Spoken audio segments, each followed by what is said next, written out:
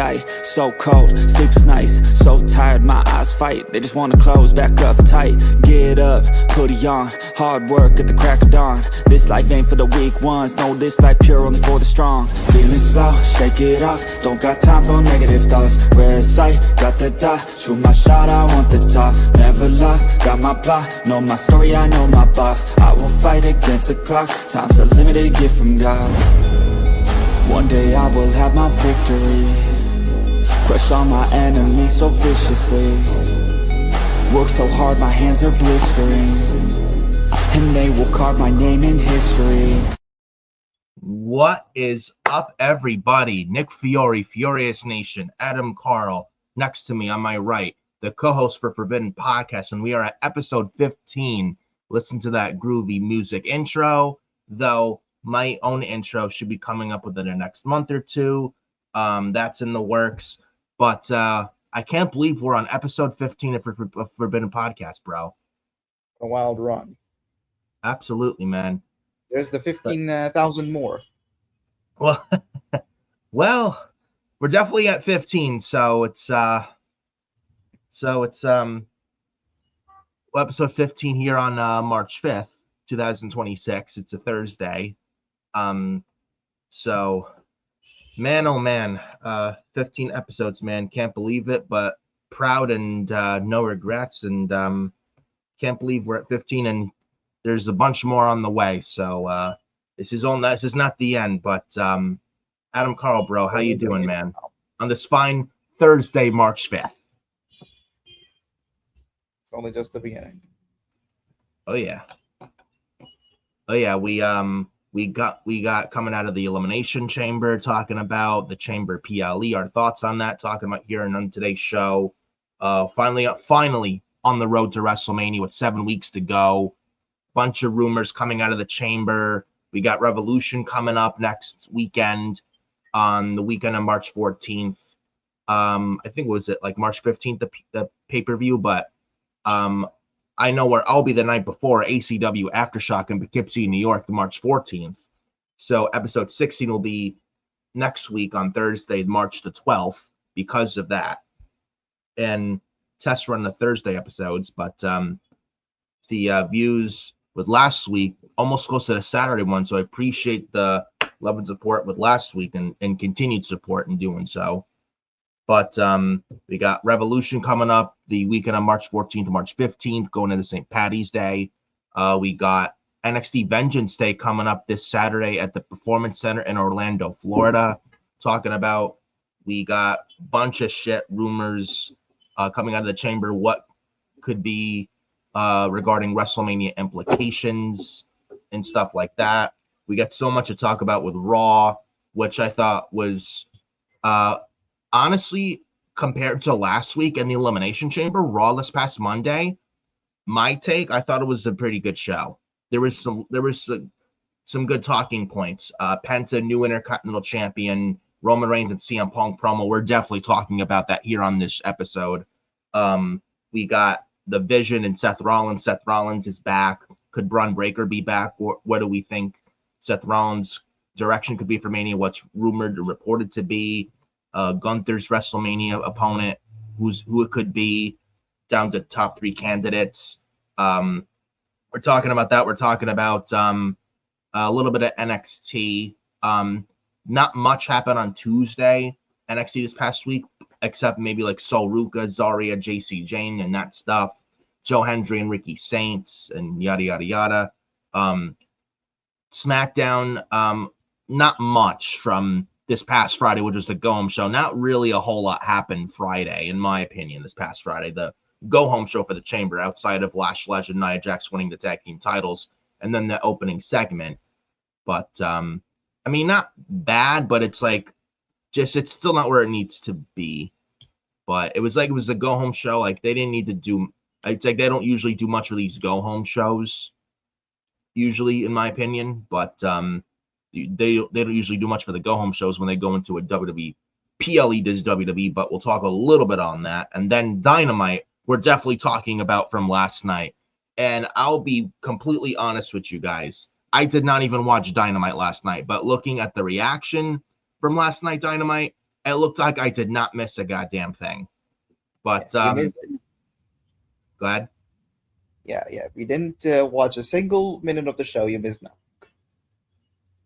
Tell this guy where he's telling lies here. But what I will say is hit the like on the video. It would help in the YouTube algorithm and the channel, so go do that.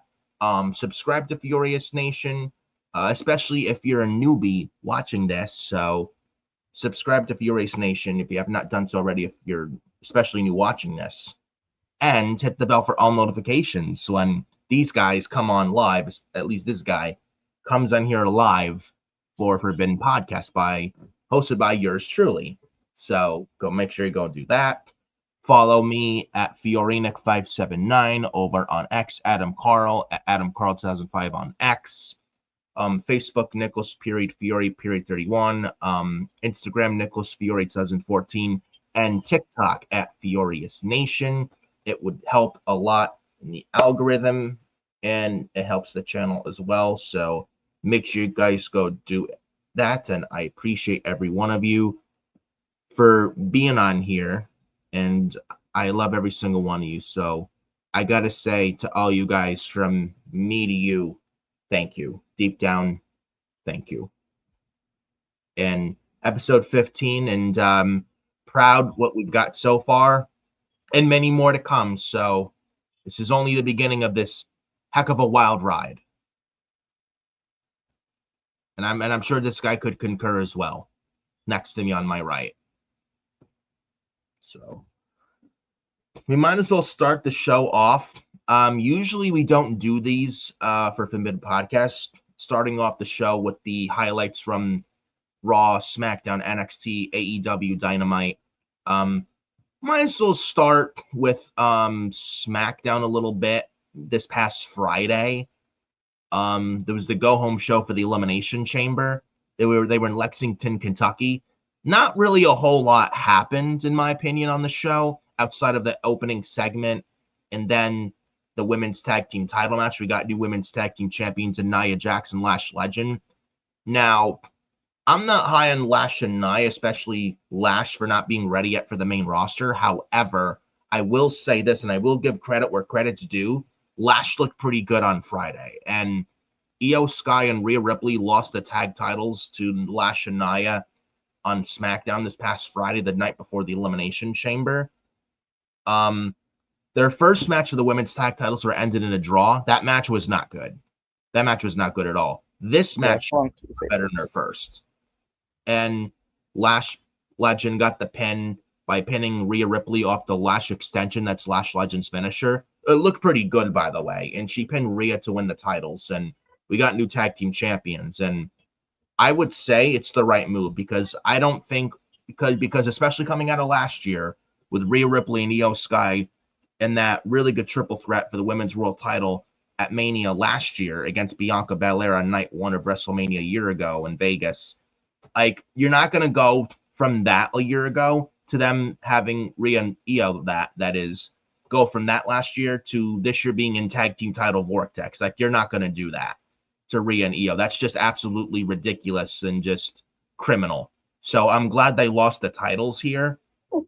And now, and if the Bellas are going to win the titles, which I hope to God not, at least them beating Lash and Nia isn't as offensive. I still don't like the Bellas as champions, but at least it's not as offensive with them beating Lash and Nia than it is them beating Rhea and Io. And nobody wants to see that. Nobody wants to see the Bellas versus Rhea and Io at WrestleMania. So, and Rhea and Io should be in something a lot bigger and better for WrestleMania, especially that match of the year candidate they had with Bianca at last year's Mania. So I'm glad Lash and Nia won the titles here, and that is the right move. And then the opening segment with Randy Orton, Cody Rhodes, LA Knight, and Javon Evans, Trick Williams. That was a really good opener. Orton and Cody teased something, and speaking of whom, we'll talk about that here in the show. Trick Williams was over as fuck in the segment. LA Knight got a nice pop. We got Jey Uso taken out at the beginning of the show, Yeet Man. Now, with Raw, not this past Monday, but the Raw where AJ Styles was inducted in the Hall of Fame, that worst Raw of this year, by the way. That specific Raw episode last week, there was a Elimination Chamber qualifier, last men's chamber qualifying match with Bronson Reed versus Jey Uso versus El Grande Americano. Gracias, the Gable Americano, that is.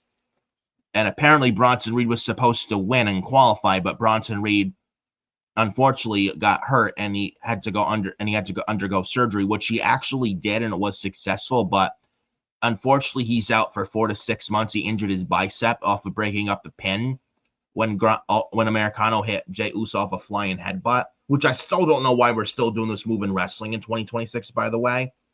And Bronson Reed went to go break up the pin, and he injured his bicep pretty bad.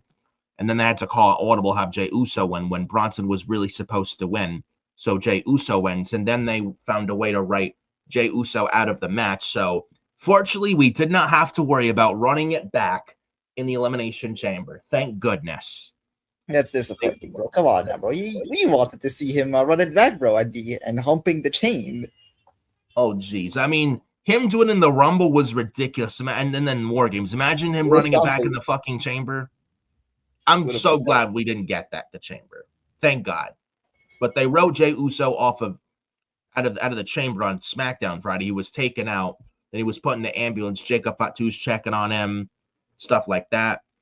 And then SmackDown General Manager Nick Aldis announced a last chance match. Logan Paul versus Jacob Fatu in a Chamber qualifier for Jey Uso's spot, and Logan Paul ended up winning, even with a masked man interfering, and it was a decoy. And those thought when the guy was unmasked and no one knew who the hell it was, and everyone's like, "Oh, this is the masked man. Oh, a disappointment. Oh, I expect to be Seth Rollins," but it was all Seth Rollins still all along. It was just a decoy.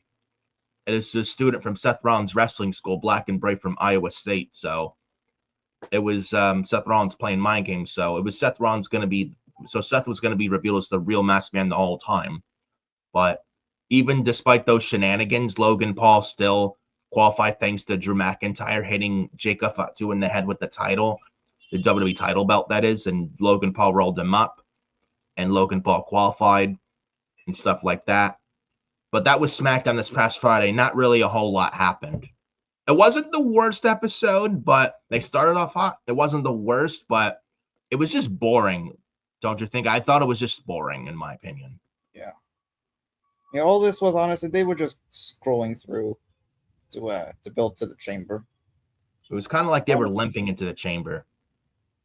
Yeah, they were just scrolling through because they wanted to get to the Chamber right away. Yeah. Yeah, so that was SmackDown this past Friday. Then speaking of the Chamber, they were at the United Center in Chicago. I got to be honest with you. I have to be, or else I'm not doing things right. And same thing with this guy. Yeah. Last year's Chamber was one of the best shows last year. Last year's Chamber, that was. This year's Chamber did not come close. It wasn't a bad show, but it wasn't a good show. If you ask me, it was average at best. It was average. It was mid. Yeah, very mid. 4 matches and the crate reveal, which was revealed to be Danhausen, by the way, from AEW / Ring of Honor. They take off the thing off the crate, from the front of the crate. All these like face painted people come out. These whatever they were, like ladies or people, but they come out, and Danhausen's in the middle, and it's Danhausen, and he actually got booed in Chicago. Ouch. Poor bastard. Kind of feel bad for him. It's not his fault, but I mean, look, I'll be honest. Like, is he going to sell a lot of good merch? Yes, but I don't think he's going to really do much of anything for the company as far as like an interest goes. He's just going to be like another R-Truth, in my opinion. That's honestly probably why I don't know how you feel, but that's just how I feel about it. No disrespect to Danhausen, may be a nice guy, but I don't think he's going to move much in WWE. I don't. He's just going to be like R-Truth, doing the job and just being comedic segments here and there. He's literally going to be like a 2.0 R-Truth. That's honestly what his role is going to be, for real. Like for Danhausen, I kind of feel sorry, but this is the problem that this company have put themselves into, because you set up this mystery crate, Even though we already had another mystery angle going with the Mask Man. Yeah, they love their mysteries. Yeah. So you do this mystery crate. You build it up for weeks and weeks and weeks. And everybody expects it to be a big name, even though we already know that it wasn't going to be, Jericho, for example. Yeah, because Chris Jericho's AEW contract was apparently frozen, so that was out of the equation right then and there. Yes, but you build up this mystery crate and you reveal. You blatantly say that it's gonna get who's gonna get revealed in the Elimination Chamber. So right out of the gate, you're basically saying that this should be a big deal. And then ultimately, the guy in the crate, it doesn't turn out to even be a main eventer. It turns out to be somebody that basically who is known to be a comedy goofball, comic relief guy. And he was a comedy goof in Ring of Honor, and he was a comedy goof even in his time in AEW was Danhausen. Now, he's good friends with CM Punk. I get it. Now, could this be a CM Punk move? Could CM Punk have some influence in this? Probably, because CM Punk is friends with him, apparently. Yeah. But again, is Danhausen going to really make a difference? No. No. He's not going to make a difference to them whatsoever. I think, like you said, it's like you said, he's going to be just another R-Truth. Honestly, that's probably the reason why, because R-Truth is not going to get any younger. He's not getting any younger. He's approaching the end of his career, so they probably need a replacement for him in terms of being, who's going to be, the comic relief guy who makes people laugh. Yeah. Danhausen is a younger guy out of the two. I think I searched his age. He's 35 years old. Which is not old. Yeah. I mean, R-Truth, that same age. R-Truth, he came back to the company in 2008. I believe he was also 35. And he's lasted over 20 years. So, you could get, at the very least, 10 years out of Danhausen. Probably. And he can sell them a lot of merch and make them money. Because that's honestly what he was for at AEW anyway. He was basically brought in just for merch. They did make merch money out of him. Yeah, he's obviously going to sell a lot of merch with his face paint and his t-shirts and stuff and the cursed thing that he does. He may be a funny guy, but he's not someone that's going to be winning titles, and he'll basically be doing the job for upcoming talent, getting called up to the main roster on Raw or SmackDown. He'll be on main event doing the jobs for like NXT. People that wrestle on main event, that main roster could get a look at that. They may want to bring and have plans for on the main roster on Raw or SmackDown. It's basically what it boils down to for Danhausen. He's not a guy that they're going to push. I can tell you that. He's not a guy that they're going to push like a Javon Evans or a Trick Williams or someone like on the indies from AEW that WWE wants to bring in, not like an MJF or a Will Ospreay or a Ricky Saints or Ethan Page. Danhausen's not going to be one of those guys that they're really going to seriously push in like the mid-card or main event. They're not going to do that with Danhausen. He's just going to be a comedic skit guy, and he's just going to do the job and put others over that are on the way up on the card. That's all he's going to be doing. Is Danhausen. That's all he'll do. Even in AEW, the guy barely wrestled. He had matches, but it's like every match he had, he was staring up at the lights. Exactly. And the other thing I don't get, bro, this is another thing I don't get. You have this mystery crate thing as well. A few weeks before the Elimination Chamber, correct? You catch my drift? You have this crate. A few weeks before the Elimination Chamber PLE in Chicago.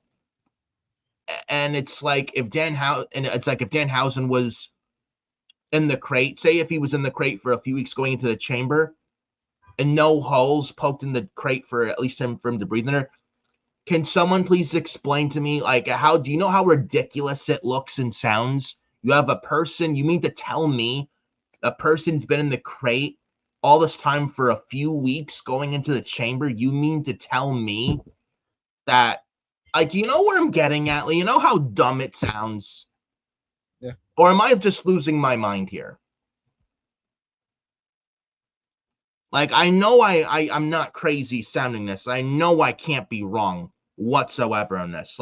You have this guy in a fucking crate for a few weeks' time, and it looks ridiculous. A person's been in the crate all this time, and then he's revealed, it would make. I mean, it would be a different story if like another clue or an object was in there, but an actual person and Danhausen in his crate for a few weeks going into the chamber. Do you know how just fucking just ridiculous that sounds? Or am I just losing my damn mind? So you have this. So let me get this. You have this guy who no, I don't want to make this about size thing, but you have Danhausen. Like Danhausen isn't particularly a big guy, not in terms of weight or height. So you have this Danhausen. Who's not necessarily a big guy. He's in this crate for weeks. You mean to tell me that this guy wasn't struggling in storyline terms? He wasn't, in danger of something bad happening to him. He wasn't, barely breathing or he wasn't screaming for help. He no just, light, just stood there. All dark in the box. Yeah, like open the box, help me. Like he just stood there for weeks inside the crate and he was just fine. It just looks so unbelievable. Like it looks so unbelievable, bro. It looks ridiculous. I would understand silly. Like I would understand it if it was, let's say, a Royce Keyes in that crate. Royce Keyes is like he's big, he's tall. Yeah, maybe he can take it. But Danhausen, just look at compare Royce Keyes and Danhausen from a believability standpoint. Who would survive the crate? Definitely not Danhausen, I can tell you that. Yeah. But the whole crate thing was ridiculous going into the chamber, and people were setting themselves up for disappointment at the end of the day. Now, and people were expecting Chris Jericho. Now, do I expect Chris Jericho back in WWE still? Yes, I do. But with the crate thing, maybe it was best he wasn't in the crate. And honestly, Jericho, I do still think he comes back to WWE, but it's going to be an even bigger and better way. I do still think he comes back, but not in this way. Yeah. And it depends how long his AEW contract's frozen for. Hopefully not for long, but we'll see on that. But if Jericho's coming back to WWE, which I think he will still, it won't be in this fashion. I can tell you that. Yeah, probably he's gonna have a much better debut than being in the crate. Maybe returns at Mania, the Raw after Mania, or maybe going into SummerSlam. I do still think he comes back, though, in my opinion. Yeah, I do still think. And honestly, even if he was available, maybe it was for the best that he wasn't in the crate. Yeah, and honestly, even if he was available, let's say Tony didn't freeze his contract. Like even if he was available now, it would be so dumb to just have to reveal Jericho in the fucking crate. Like this is how you bring him back after nearly 10 years away. And if he comes back, you want his return to be a big deal. And Jericho's one of those guys that wants things to be a big deal and have it mean something as well. He's not the guy that's just like, oh, let's do this. No, like, if I'm going to come back, it's got to be impactful. It's got to be memorable. Yeah. That's the kind of guy that Chris Jericho is. Jericho returning from via a crate is ridiculous, bro. It's ridiculous. So maybe it's for the better that Jericho wasn't in the crate, because if he is coming back, then it's gonna mean a lot more than just a fucking crate. I can tell you that. Absolutely. But Danhausen was revealed from the crate. He actually got booed in Chicago, and there was a report. It was something about unanimous, not unanimous, but I've read something that if I can find the report, apparently it was met with some people liked it, some people were against it. Like in the creative boardroom meeting, the whole creative boardroom needs a complete overhaul. Like the fucking rats that were from the Vince team that ran the main roster, anybody that ran the main roster from the Vince administration, they need to go. Just a bunch of fucking rats, like Adam Carl said. Just nothing but rats in there. But some people in creative in the WWE were like for the idea, some others against it. Some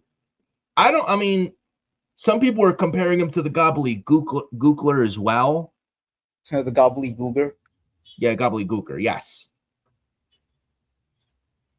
I mean, here's the thing with this. As bad as like, Danhausen reveal is, like, at least this was like a mid-card skit. at the very least. Like, we didn't have like some big names interacting with the crate. Yeah. Gobbledygookler was a very small ceiling. Yeah, the Gobbledygookler, they built an Back in entire the 90s, Survivor by the Series. way. They built an entire pay-per-view around the Gobbledygookler. And this is true, by the way. Undertaker, he was terrified that it could be him revealed as the Gobbledygookler. Oh my God.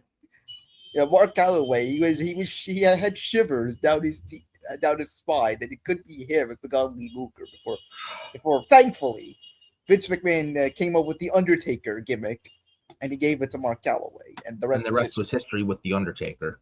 Yeah, the Gobbledygookler ended up being Hector Guerrero underneath it, who's Hector related Guerrero, to Eddie, by the way. Hector, obviously brother of Eddie Guerrero, God rest his soul. Yep. Yeah. But people comparing with this Danhausen thing to the Gobbledygookler, would you think this is worse than the Gookler, in your opinion? No. Like at least with Danhausen, at least. Like it was a mid-card thing. Like we didn't who interacted with this great? What, Johnny Gargano? Fraxium? Candice LeRae? These guys and girls? Yeah. Like, Johnny Gargano just playing like interacted with this thing. They built an entire Survivor Series pay-per-view. They built an entire Big Four pay-per-view around a fucking giant egg. This was like the main attraction of that pay-per-view, and it ended up being a silly character. Remember Vince McMahon's storyline in November 2021? The egg. Yeah, the golden egg. The egg. Find the egg. And Austin Theory found it. It was so bad. Awful. It was so fucking bad, bro. Yet there are idiots out there that want Triple H removed and fired and replaced with Vince McMahon, and chanting, "We want Vince, we want Vince." Believe me, there are idiots that want Vince back. And anyone that wants Vince back, like, please, you should be nowhere near watching pro wrestling. Honestly, like, you really want Vince back. Yeah, Triple H just played it safe the past year. However, I would take him over Vince 7 days of the fucking week. You really people's probably those who want Vince back probably seem to forget how bad WWE was in 2019 and even in 2018, the year before, in 2020 and 2021. People seem to forget those bad years at WWE, even during the Thunderdome era. So it's like, you really sure you want Vince McMahon back? Be careful what you wish for. Yeah, like with this golden egg thing, they have these wrestlers. They have these wrestlers basically chasing a fucking egg, make themselves look like the biggest geeks in the world. Terrible. Maybe only for it to be revealed to be fucking Austin Theory. A newcomer that was called up from NXT to Monday Night Raw at the time, just getting started on the main roster. Yeah, he had a selfie gimmick. Vince McMahon is so angry. Yeah, he was angry that his egg was stolen. Who stole my egg? He was so angry. Find the egg, damn it. Yeah. He wants the roster. Find my egg, pal. Yeah, he wants the roster to basically catch the intruder, the thief. Then it was Sami Zayn who, during his heel phase, he catches the thief. It was Austin Theory, only for the thief to get rewarded with a WWE Championship match. So fucking bad, bro. Yeah, what a great way of making an entire roster look like a bunch of imbeciles. By rewarding the fucking thief who stole his egg. A bunch of clowns, man. Yeah, but let's fucking god awful, man. I'm so glad Vince McMahon's not there anymore. It's not perfect under Triple H, but it's a lot better under. But is it a lot better? But is it better under him than with Vince? Yes. Does he have his flaws? Yes. Could he be better? Yes. But to say that, to fire him and get rid of him and replace him with Vince, that's just not even an opinion anymore. That's just blatant stupidity at that point. Yeah. Honestly. But with Danhausen, with the reveal, it should not, they shouldn't have had built an entire storyline around him, and make it a big deal. But with Danhausen, I think he could do well. I wish him nothing but the best in WWE. I think he will sell a lot of merch. And in terms of in-ring, he's not the best wrestler. No, far from it, dude. I don't see him wrestling that many matches, but if he does wrestle, he usually be the guy that puts others over. But in terms of character, I think he can get over. I think that's his whole appeal, is that he does the point and he curses people. I think that's his whole appeal. I mean, he cursed Dominic Mysterio on Monday. Believe me, he did. Well, and we'll get to that. He actually was in a backstage segment on Raw this past Monday. He was actually better there than on the Chamber. Why wasn't this at the Chamber? What they did on Monday was a lot better with him. That's what's going to get him over. It's his character. When he was backstage with Adam Pearce and giving him demands and cursing Dominic, and he actually made Finn Balor break character. Balor was trying not to laugh. You could tell. So fun. But we'll get to that, believe me. But yeah, the Chamber, but then they had the Chamber, the Danhausen. You had Rhea Ripley win the Women's Elimination Chamber. She last eliminated Tiffany Stratton in the match to win the Women's Chamber, did Rhea Ripley, one night after losing the women's tag titles with Io Sky. Kiana James was the MVP of the Chamber, just like in the Rumble. In terms of dominant performance, was Raquel Rodriguez, eliminating 2 people, and at the same time eliminating, it was Asuka and then Kiana James. So Raquel, and Raquel's come a long way anyway, and she had a dominant performance in the Chamber. And I would say at some point you gotta reward her, man, because she's been killing it, especially in the Judgment Day. And then this is the best run of her career. Oh yeah. At first, when she was in the Judgment Day, it's like I don't think it's gonna work. It's not gonna go anywheres. And then all of a sudden, like that, something happened and changed. And I guess the advice from Kevin Nash, she took it real personal. And look what she's doing now, and she's been killing it. Even calling herself Big Sexy, like Big Sexy Kevin Nash. Yeah. And for a tall, powerful woman, tall and powerful she is, she can actually wrestle. And even in their black and gold NXT days when she was there, it's like, oh, this is another Tamina Snuka, this is Tamina Snuka 2.0. But no, she proved me wrong, and she's actually a lot better than Tamina. 10,000 fucking times better than Tamina. But Raquel killed it in the Chamber. She was down to her, Rhea, and Tiffany in the Chamber. And Raquel Rodriguez was limited by Tiffany Stratton with the prettiest moonsault ever. So Raquel had a very nice performance. Raquel Rodriguez did. Kiana James, good performance in the Chamber as well. Her and Tiffany started as the first 2 to start the Chamber as well. So the Rumble, she's been doing well, Kiana James, and the same thing with the Elimination Chamber, man. If there's someone to look out for this year, we're not even much this year yet. If there's someone to really look out for to break out this year, it's Kiana James.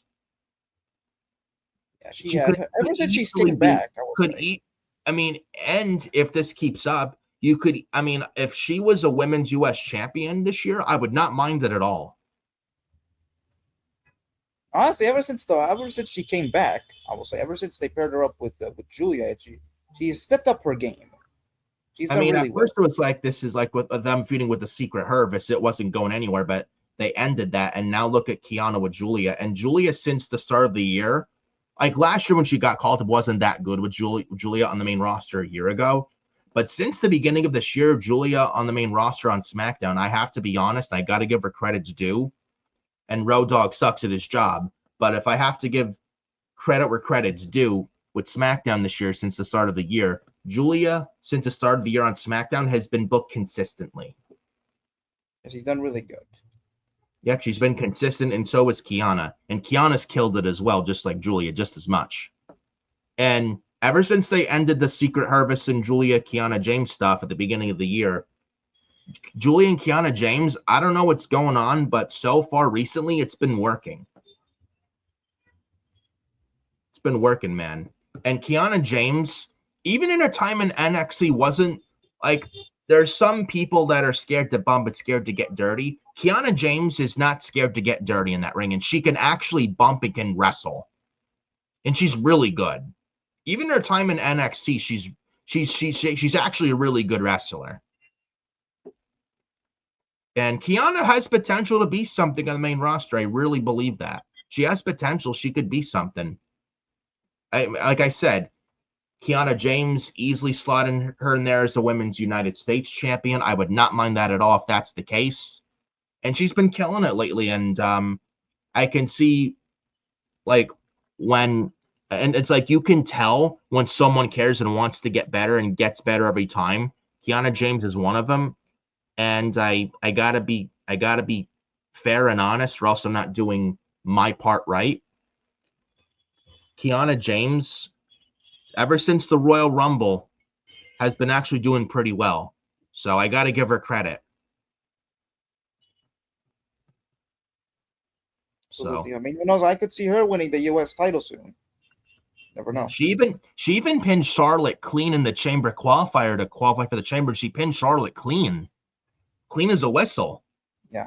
So and it's like, if you pin Charlotte Flair, one of your top women in the division, and in the company, you pin her, and especially pin her clean, like, that should tell you something about who did it with Kiana James. And I could really see her have a breakout year this year. I really could. Yeah. Honestly. So I hope they give her a push this year, because honestly, she deserves it. And if anything, SmackDown needs new blood. Exactly. So Rhea Ripley wins the Chamber. She's going to WrestleMania to wrestle Jade Cargill for the Women's Championship. That's someone here in the chat, actually. Rude P5D says, hi, what's up? And then Mitch says, what's up, guys? What's up, Mitch? Shout out to Mitch, by the way. And Rude P5D, did you guys enjoy the moment when Roman Reigns attacked Brock Lesnar at MSG 2022? The steel chair and steel steps, and then finally slamming him under the steps, later stood over him with both titles. I think it was like a house show or something, I think. Yeah, this was I think weeks before WrestleMania. There was an MSG house show in March. Yes. That was I like that. Yeah. Yeah, and that visual of him, he's standing tall over Lesnar, holding to both of them. Yeah, that was a good visual. That was a nice angle. Absolutely. Fun. Yeah, another thing, I like to see them bring back more house shows.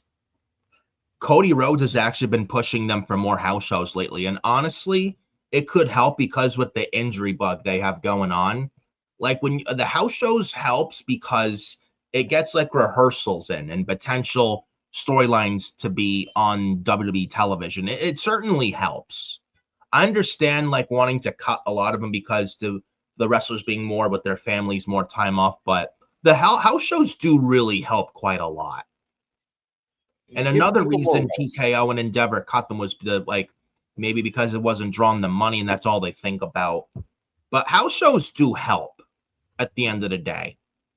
It helps people. And Cody Rhodes has lately been pushing for TKO and Endeavor to bring that back for WWE, which I think is the right logical move. And Cody Rhodes is saying, and he's pushing for that. I'm hoping at some point it happens, but it's like they cut a lot of them because, according to Endeavor, didn't make them much of money, which I don't agree with. But it's like the house shows do help, because look at what the injury bug is doing to them right now. Bronson Reed, Braun Breaker with Seth Rollins and Liv Morgan. Sheamus is out. Xavier Woods is out. These house shows could, like, if you bring back house shows a little bit more, it would lessen this injury bug. It would be a less likely chance of someone getting hurt on television, Just my opinion. Yeah, I definitely agree. So yeah, it's like I would like to see it back, these house shows. So, but it's like they do it like what now? Once a month now, twice a month, maybe a little extended a little bit. I understand the travel's a lot. It can be a lot, but it's like the house shows are beneficial. House shows are beneficial. Yeah, there's pros and there's cons, but it's more beneficial to have the house shows than to not have much house shows, or have little to no house shows at all. Like, you don't need to have house shows every day. Like, you don't need to have it every single weekend or every week. You don't have to do it. Exactly.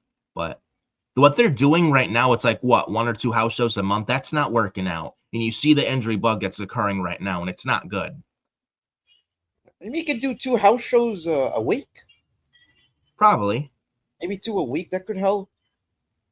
Yeah. You could do like 2 shows a week. Well, here's the other thing. How about you make main event? You don't have to overdo it like Vince did, but yeah. Well, here's the other. Like, how about make main event important? Yes. Yeah, main event on the WWE Network, a show that no one watches. Yeah. How about you make main event kind of a developmental show, kind of a house show. Something like that. You could. Yeah, like you're having Will Hobbs, you're having Royce Keyes work a main event. And we'll get to Royce Keyes, by the way. Apparently, WWE has no plans for him, which I don't believe.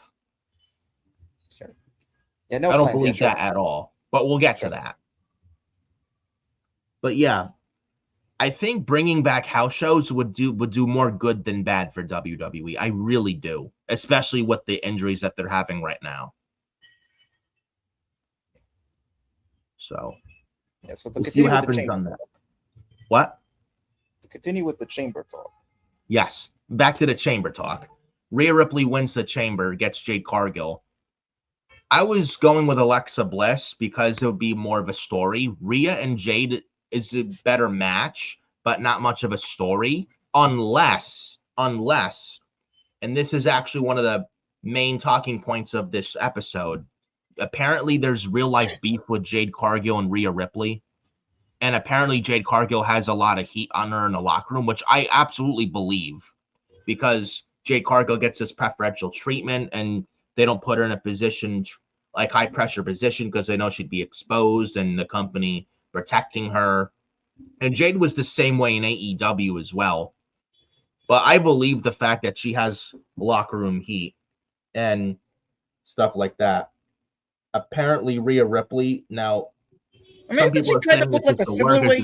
I think everyone's being worked. Could I see Rhea and Jade not liking each other in real life? Yes, but making it into like a story, and I think everyone's just being worked here. Like to talk about that the same way, Jade is kind of protected in a similar way that she was in AEW. Like the issue here is the problem, but the issue that I have is that Jade was in the mid card in AEW. Like they never even gave her the TBS title. Yeah. Like that's the only belt they gave her. She was the first ever TBS champion. She held it for a year and lost twice to Statlander. Like she was in the mid card. She didn't even challenge once for the world title. And apparently there's heat on Jade Cargill in the women's locker room as well. With WWE, yeah, she started out with the women's tag teams, but like she's actually been booked in main event matches. Main event programs. Now, Jade Cargill, is she a good wrestler? Absolutely not. Far from it. But apparently, like her getting heat in the locker room, which again, I believe something like Chelsea Green and Piper Niven said something online about Jade Cargill or something like that. Like Jade would just throw her weight around or like politic or something like that. Jade being all about herself in the locker room and just being selfish. Not caring. Yeah, I don't see Jade politicking. Like, how long she's been wrestling? 6 years? Like, she's not gonna politic. She's been with WWE for 3 years. Like, I don't see a world where Jade Cargill will be like having this much pull in the company. Sorry about that. Go ahead. Like, I don't think Jade has been wrestling for what 6 years, and three years of which has been WWE. I don't think Jade has this much power in the company where she has the right to say yes or no. Or she has so much pull that she could get whatever she wants. Now, according to PW Insider, hold on this stupid. Now, do I believe there's heat? Probably. I think there was this one comment she made about, she thinks Rhea Ripley, she speaks to creative. Like she cries to creative or something like that for a push, which I don't think that's Rhea at all. I think that's more so Jade than it is Rhea to really like cry to management to protect her spot. Like, I don't think Jade does that. I don't think Rhea does that. Like, I think Rhea, she spoke about it once on social media where, she was getting harassed by fans online. She was getting harassment by fans who thinks that, she sleeps her way to the top. Come on. Yes, this is social media, ladies and gentlemen. And it did affect Rhea mentally. Like at the end of the day, they're human beings. At the end of the day, with these wrestlers, they're not just wrestlers. They're human beings with real feelings. So they have boundaries and standards that some have to meet. So I don't blame Rhea for being upset. With Jade though, I could see it in a way. And no, I don't agree that what she said here. She should not have honestly said it. But I could see it in a way where Jade was trying to build a storyline out of it. She's trying to build for her WrestleMania match. She just went about it the wrong way. Now, could they have real life heat? Yes, but I think it's all being turned into a storyline. I think. I mean. Yeah. If this was AEW, they'd have a fight and issues where under WWE, any beef would get squashed. But even if they still don't like each other, they make into a storyline. I don't understand why Jade even had to tweet about it. I can understand why. And I know you want to build WWE wrestlers when they have social media, they're usually monitored of what they tweet and how they tweet it. They're usually monitored. Yeah, they're usually, but I think in this one instance, like how Ricochet tweets with its current AEW wrestler Ricochet, how he tweets online and how he's just off of social media. Would you see this Ricochet under WWE? Absolutely not. Absolutely not. He has his feelings hurt. The same thing with Dax Harwood. How he acts on social media? Would you see him act this way if he was in WWE? Hell no. Actually, his Twitter was deactivated. I don't blame him, but social media, it's a cesspool on X, but but with Jade, I think this is the one instance where maybe Jade screwed up. But since there's buzz, I mean, there's a lot of people talking about it, and maybe you could build that into a storyline because. Yeah, with Jade's title reign, it's been a fucking joke. Let's be real. She's only had one defense, and it's against Jordynne Grace, and that was because Jordynne Grace carried her to a good match. Yeah, her championship reign is a fucking joke. She's done nothing with it. She beat Tiffany Stratton for it in Utah on November 1st, Saturday night's main event a year ago, several months ago, and it's had one defense. And if you ask me, Jade Cargill, one of the worst women's champions ever. One of the worst champions in the women's division of the modern era, bar none. She has done nothing with the title, and she's not a good wrestler to begin with. And when it's all said and done, she'll go down as one of the worst wrestlers to ever hold a women's title, hands down. And honestly, the Jade Cargill experiment with her as women's champion, it's failed. I'm sorry, it's failed. And I know they waited for Bianca to come back to win the Rumble or the Chamber and take it off Jade at Mania, but Bianca's not going to be back probably till the later part of the year, which sucks. Now we got and that's why we got Rhea Ripley and Jade Cargill instead. I don't know about you. The Jade thing needs to fucking come to an end. I don't know how much longer fans can take with Jade, and it's say Jade Cargill retains at WrestleMania, and then we got to wait for Bianca to get back, and maybe towards the later part of the year. And then by that point, the fans are going to be so sick of Jade Cargill as the women's champion. And I feel like people are getting tired of this Jade thing very fast.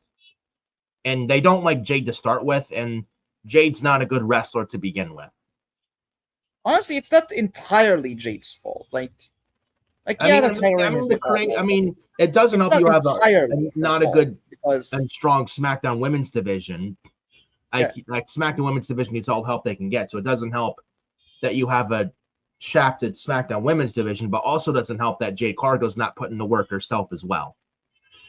What is even at the same time, what's Jade supposed to do? What other feud can you book with her as the champion? Bianca's not gonna come back anytime soon. Charlotte and Alexa are doing their own thing. I mean, he could have done Charlotte or Alexa.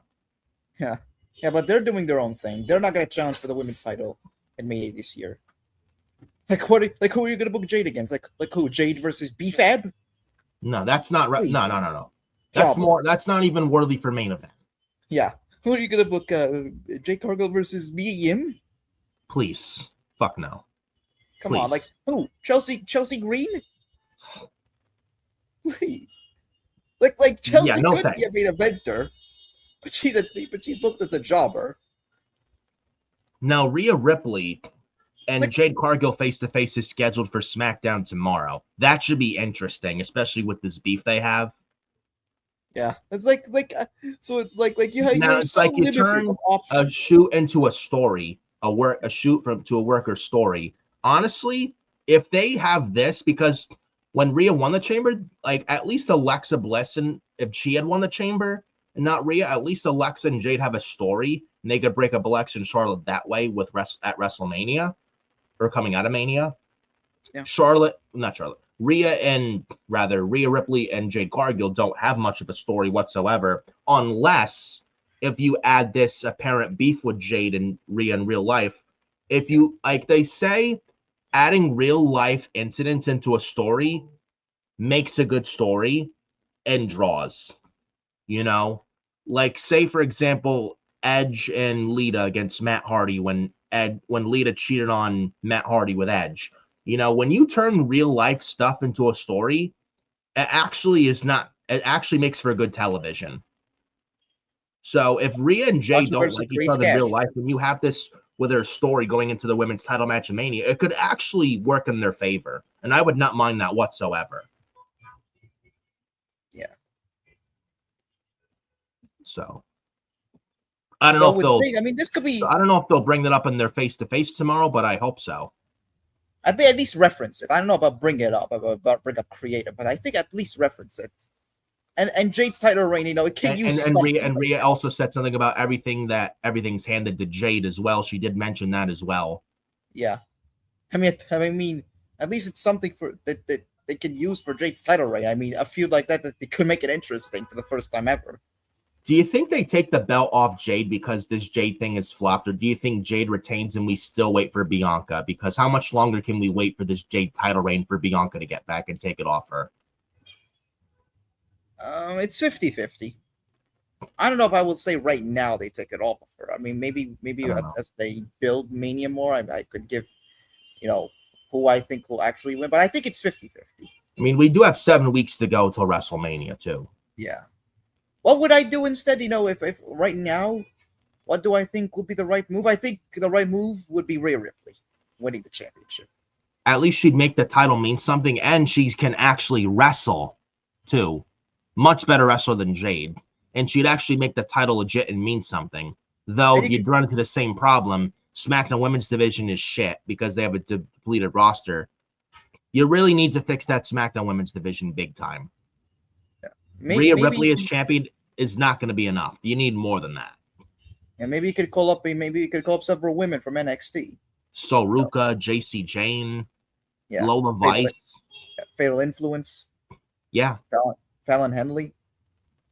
Yeah. And as you're building Kiana James up, as you keep building Julia up, maybe you can have them challenge Rhea Ripley. Maybe Rhea and Charlotte, Rhea and Alexa. Yeah, you can draft Io to SmackDown. You can move her to SmackDown. You could. And maybe that could be your SummerSlam match, Rhea versus Io for the WWE Women's title. And then when Bianca gets back, Rhea and Bianca is one of the big matches you can do for that women's division. Rhea Ripley versus Bianca Belair. Yeah. That's another big match that I would not mind to see whatsoever. So there's that as well. But when it's all said and done, bro, at the end of the day, Jade Cargill will go down as one of the worst women's champions. Jade Cargill is going to go down as one of the worst women's champions of all time. Her reign has not been good at all. One defense and held it for at least 100 days, has not done jack shit with it. So we'll see what happens, but that's the apparent beef with Jade Cargill and Rhea Ripley. But according to a new report with PW Insider, the recent public interactions between the two, it was not part of a scripted storyline, and it was said to be like a legit real life conflict. But again, I would say you turn real life conflict into a story, it makes for good television. So that's what I'll say. And that we'll see what they do tomorrow on SmackDown. Apparently, Rhea and Jade's supposed to come to a face-to-face tomorrow on SmackDown. Hopefully, they do something to start sparking interest for their match at Mania, because right now there's not much of a story. So I hope they know what they're doing tomorrow on SmackDown. That is. We then got the rest of the Chamber show. What else did we get on the show? AJ Lee winning the IC title off Becky AJ Lynch. versus Becky.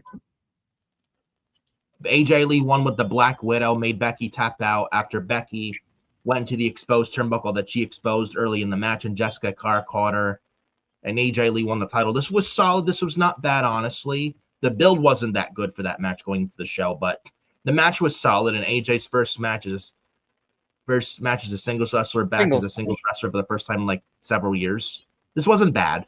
Yeah, but I expected her first AJ singles to win. match in 11. Yeah, she looked great out there. You know, she hasn't lost a step. She looked good. She wasn't clunky.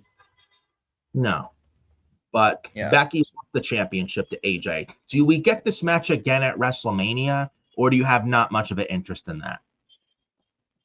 I think they do a rematch at Mania. I think they do. I hope not. I would say, if I had the power of the pen, this is what I would do. Becky Lynch, if you pay attention to her social media stuff, mentioning Jessica Carr and the corrupt Jessica Carr screwing her all the time. If it was up to me, I would do Becky Lynch versus Jessica Carr at WrestleMania with no title involved. Then AJ Lee defends the IC title at WrestleMania against Roxanne Perez, and there's a story there because Roxanne idolizes AJ Lee. I don't know. I mean, no hate towards Jessica. I mean, I'm sure she's a nice lady, but she is been training though. So you're gonna have Becky go into WrestleMania 1-on-1, and she's gonna face the referee. Well, she has been training though. This Jessica Carr. So I know she's wrestled before. I wouldn't sleep on her though.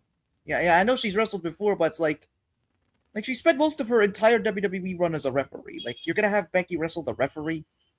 What logic does that make? I think they do a rematch somehow. I think Becky gets the IC title back at WrestleMania. I don't know.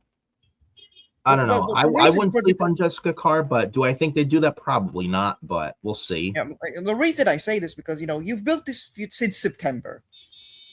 You're heading into WrestleMania. You're so deep into the storyline right now. So, and you're gonna just end it at the Elimination Chamber, and Becky doesn't get her win back because she's lost at WrestlePalooza, she's lost at War Games, she lost both times. She was tapped out by AJ Lee. So, and you're gonna have her tap out again and not have her get her win back. I don't know, unless the plan is for AJ Lee at WrestleMania defending the IC title to drop it to someone else, maybe like Roxanne Perez or maybe like Io Sky or someone like that, Raquel Rodriguez. Yeah, maybe. Unless the plan is that. And honestly, maybe I would say AJ versus someone else and drop the title to someone else and Becky versus Jessica Carr. The reason also I bring that up, Stephanie Vaquer and Liv Morgan are wrestling at WrestleMania for the women's world title. I don't know if Liv wins the title or not. If she doesn't, Stephanie Vaquer is going to need some different heel challengers like Becky Lynch, and I think she's above the IC title at this point. Becky Lynch and Stephanie Vaquer for the women's world title could be really something good. Could be something really good. And Becky Lynch has been doing some good heel work for months or a long time now too, since over the past year. I think Becky and Stephanie would be pretty good, don't you think? Yeah, it will be really good. It'll be pretty good. I mean, it depends on the outcome. I mean, if Stephanie retains and Becky does not challenge for the IC title, I mean that could be a major feud. Like that could be a major story. And it gives Stephanie something different than just Judgment Day stuff. And Stephanie Vaquer hasn't done much with the world title for a while now. Yeah, you could have her in there against one of the company's biggest stars. Yeah, I mean that could be good. And if someone could bring the best out of Stephanie Vaquer, it's Becky Lynch. Yeah, and I think they probably have better chemistry promo-wise with Becky and Stephanie than Becky and AJ, in my opinion. Probably. I mean, they have because the Becky and AJ build was not good. Yeah, the match was good, but the build up, like they don't have that much chemistry in terms of mic work. Yeah, it probably would be different with Becky and Stephanie, probably. Yeah, or maybe AJ and Roxanne. That will be. Yeah, AJ Lee and Roxanne Perez. AJ and Bailey. Yeah. Sometimes two workers. I mean, sometimes two wrestlers that are good just don't have good chemistry. Yeah. Maybe you have AJ Lee and Roxanne Perez. Roxanne could win the IC title off AJ at WrestleMania. Because I think AJ drops the belt at Mania, unless she's staying around more, but I don't see her staying around much. I would say AJ Lee drops the women's IC title at WrestleMania to somebody else. I don't want to see AJ versus Becky again at Mania.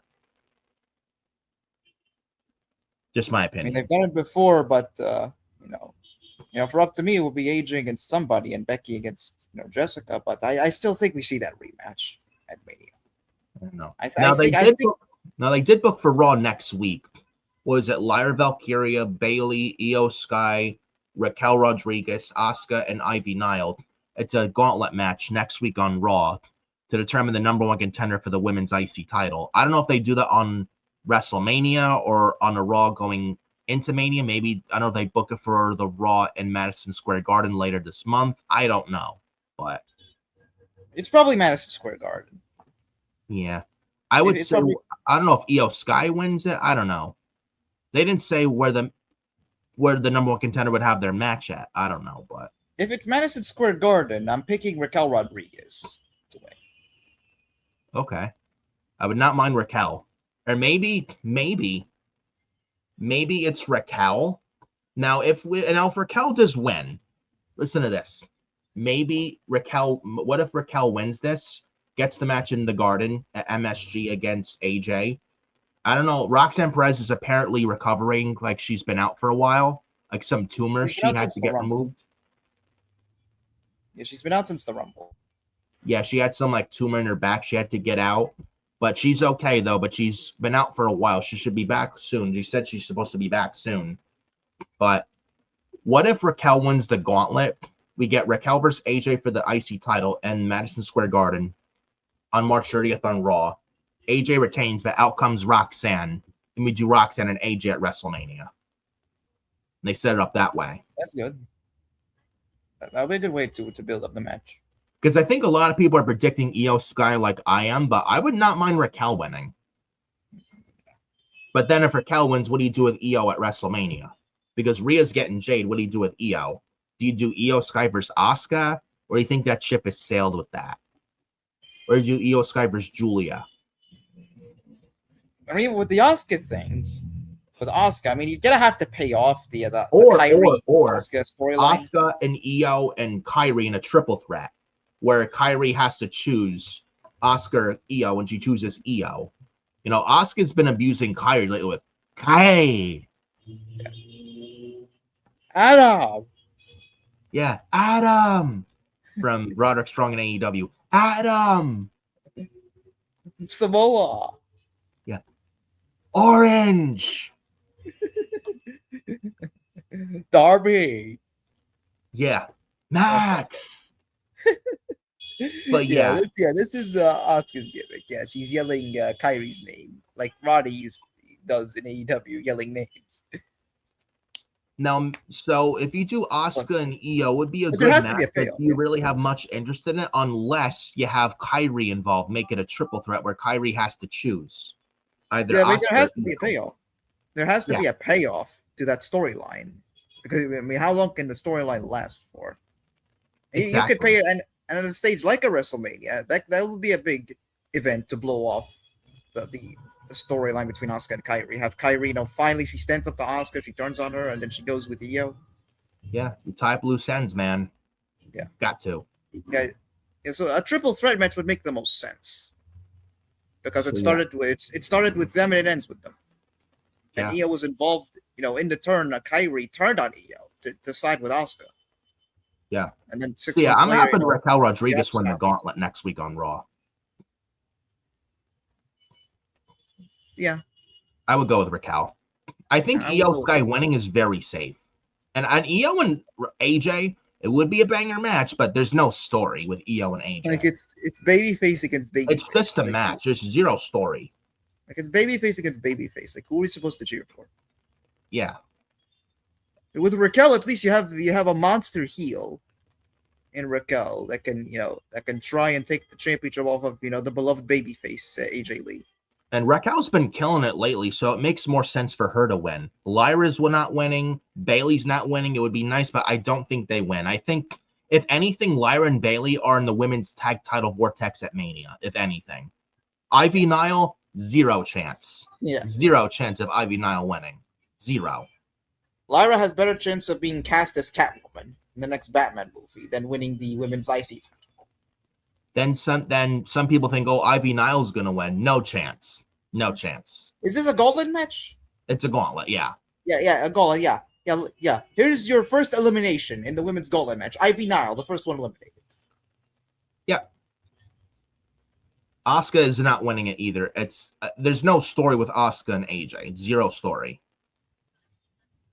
So yeah, so honestly, it makes more sense for Raquel to win it. Yeah, I agree.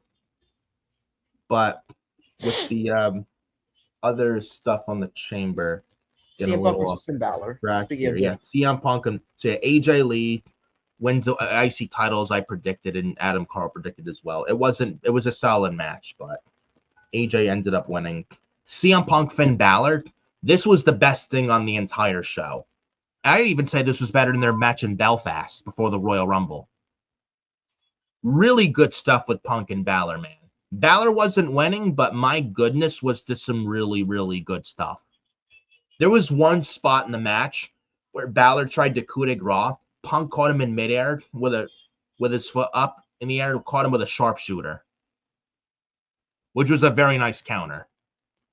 And Punk almost won with that, but he didn't. It's a GTS on Balor, retains the title. And Balor, during this match, was calling for the Judgment Day to come out. He's like, no, I'm doing this on my own. But CM Punk ended up retaining the world title as we predicted. And then after the match, Balor put his hand out to try and have Punk shake his hand as a sign of respect. Balor put his hand out. Punk shook his hand, and they showed some signs of respect for each other and one another, celebrating together, and they put each other over.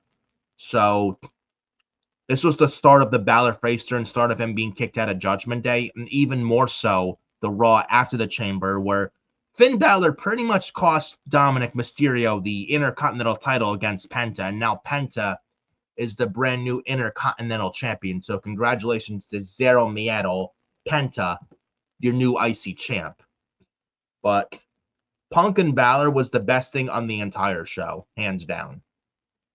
Sure, this guy could agree with me right here. But Punk was never losing this match. Punk was not losing the title here. There were some people that thought, oh, Finn Balor was going to win. Hang on, I'll be back. Wait. Yep. And we found the card to get back. But yeah, like I said, this was predictable going into the Chamber. There was no way Balor was going to win. And some people was like, oh, what if Finn Balor wins and fucks the system a little bit? You get Balor versus Punk versus Reigns for the world title at Mania. That was never going to happen. That was never going to happen at all. But it was never about Balor winning the title. It was about the story of Balor starting to be kicked out of the Judgment Day. And this was the start of it, right here. And Balor putting his hand out to try to get Punk to shake his hand was only the beginning of it. And it led into Monday on Raw this past Monday night. And stuff like that. Now, I do think we still get Balor versus Dom at Mania. And I thought it would be for the IC title, but does it need the IC title? Probably not. Probably not. But do I still think we get that match at Mania, Dom versus Balor? Yes, I do. Yes, I do. It may not be for the Intercontinental Championship, but I don't think it needs it. I don't think the story needs it at all. But I do still think we end up getting that ultimately at the end of the day at WrestleMania, Dominic versus Balor. And we get the Demon Finn Balor at WrestleMania beating Dominic Mysterio. That's what I truly believe. And then Penta's IC champion. I would say Penta on the WrestleMania card defends the IC title against somebody else. Maybe like Javon Evans, who did pin Dominic, who was the IC champion a few weeks ago in a Chamber qualifying match with Dominic, Gunther, and Javon Evans, where Javon Evans qualified for the Chamber by pinning then IC champion Dominic Mysterio a few weeks ago. So Javon Evans is technically owed an IC title match. You could do Penta versus Javon Evans at WrestleMania for the IC title. It's two faces against each other for the IC title at WrestleMania, but I would not mind that at all. Plus, it would be a banger match, and it would get Javon Evans even more of an exposure, and it would get Javon Evans a WrestleMania debut and highlight and moment. Triple H loves his moments, but Penta, it would get him on the card and the ice time on the card, rightful, and it should be on the card. And it gets Javon Evans on the card, which he absolutely deserves to be on the card. He got called up at the beginning of the year, and you're not leaving Javon Evans off the card. So I hope that's the direction they go. Penta versus Javon Evans at WrestleMania for the Intercontinental Championship, and I think that would be a very, very good match. Well, Dominic and Finn Balor get a match at Mania with 0 titles involved. At first, I thought, yeah, have it for the IC title, but looking at the story now, I don't think it needs it. So, sure, this guy could probably agree with me right here whenever he gets back here. I don't know when he's gonna get back here, but I don't know. Take a sip of my water here. I don't know when he's gonna get in here. Still waiting on him, but anyways, but yeah, CM Punk retains against Finn Balor at the Chamber, and then the men's Chamber. When this guy wants to get back, I don't know when he's getting back here, but it's been an awful while, a little bit. But looking at the chat here, no new comments in the chat as well. This guy, what are we doing? But yeah, Punk Balor, good match. Punk retains. The men's Chamber, this was not good. I have to call this out. This was not a good men's Chamber this year at all. We got the entrances longer than the actual match and stuff.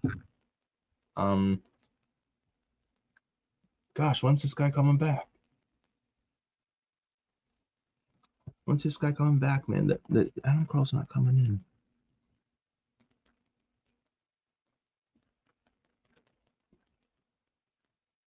When's this guy coming in? Let's check the chat here. Nothing new here in the chat. Nothing new here at all. Nothing new at all. I don't know what he's doing.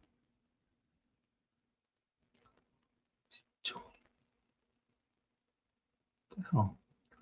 Anyways, the men's Chamber. Randy Orton beat LA Knight, Cody Rhodes, Javon Evans, Trick Williams, and Logan Paul to win this Chamber and get a WWE title match at WrestleMania 42. We had Javon Evans and Cody Rhodes start this thing, which is nice for Javon to start against their top face of the company, Cody Rhodes. That was nice. Logan Paul did get 3 eliminations in the show as well. He beat Javon Evans. He eliminated Javon Evans and Logan Paul, and then Trick Williams. Well, he beat Javon Evans and LA Knight, and then Trick Williams. Eliminated for the first 3 in the Chamber did Logan Paul. But this was supposed to be Bronson Reed. I'm sure had Bronson Reed not got hurt, which would have been a lot better. Logan Paul eliminating the first 3 competitors in the match not a lot. A lot of people did not like it much and such, and I could see why.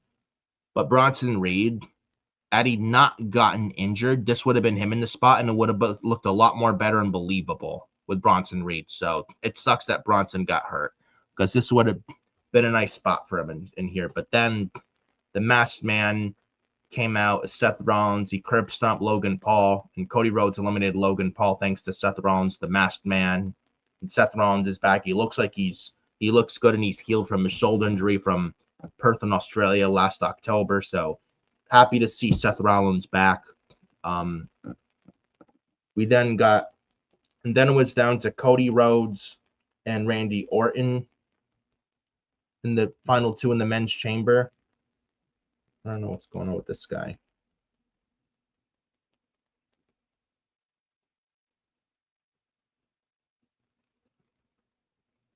This guy, I don't know what's going on here with this guy. I'm sorry, guys. I don't know how long. I'm sorry to pause in between, guys. That Adam Carl, hopefully, he should be back soon. I really apologize on this. This doesn't usually happen here. So again, I apologize here. And I don't know. He's been out for a long while now. So again, I am really, really sorry about that. I hope this is not an often thing with him, but we'll see. But yeah, while he's on his way back here, hopefully not much longer. But once you hit the like on the video, especially like now, if you're just seeing this now and you're just watching this, if not watched since the beginning, if you're just clicking on the video and just watching this, make sure you hit that like. It would help a lot in the channel and in the algorithm, the YouTube algorithm, that is.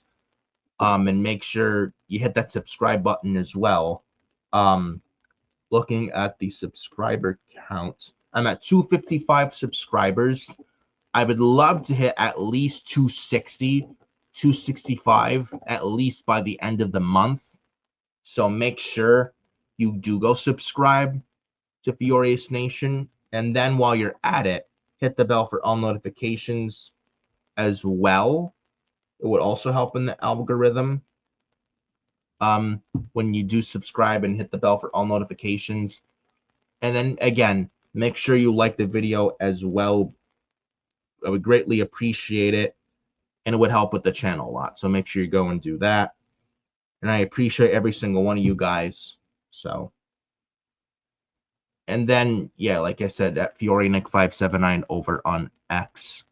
What the heck's going on with this guy? He's not coming back? I don't know. I don't know what the heck's going on here with this guy. Like, he's not coming in. Anyways, I'm going to move on without him if he's not going to do this. But it was down to Javon, not Javon Evans. Sorry. A little bit of a stuffy nose. I'm not sick or anything, but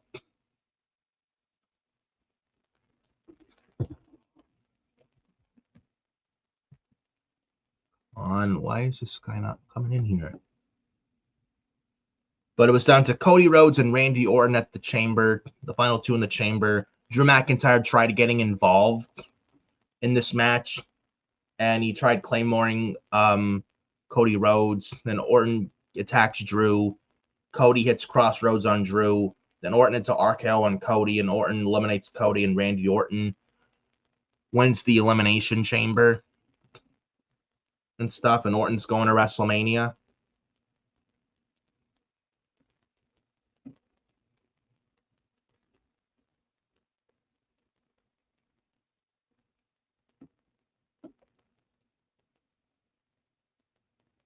Sorry, just DMing Adam Carl, my co-host here. I don't know what's going on, but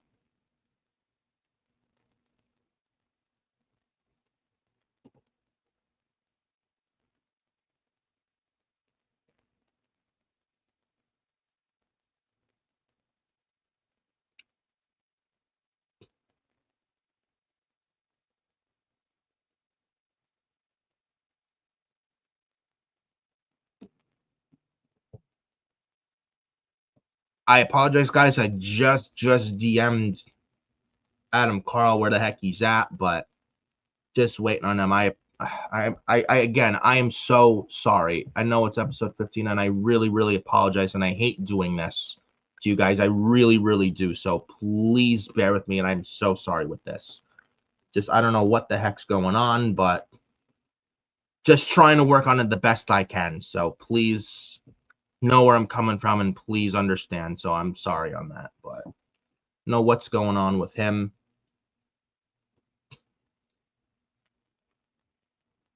When Adam Carl, I don't know what the heck happened to him.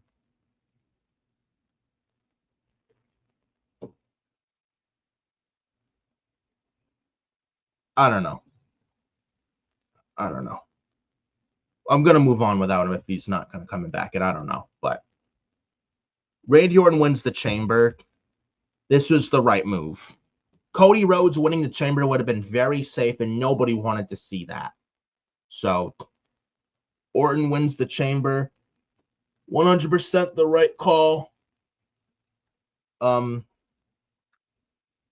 and no one wants to see Cody and Drew again. Now we're getting Cody and Drew for the title this Friday on SmackDown, and there's rumors. We'll get to that in a little bit.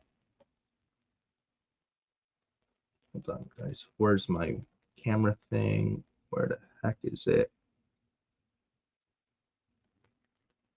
There we go. Sorry, guys.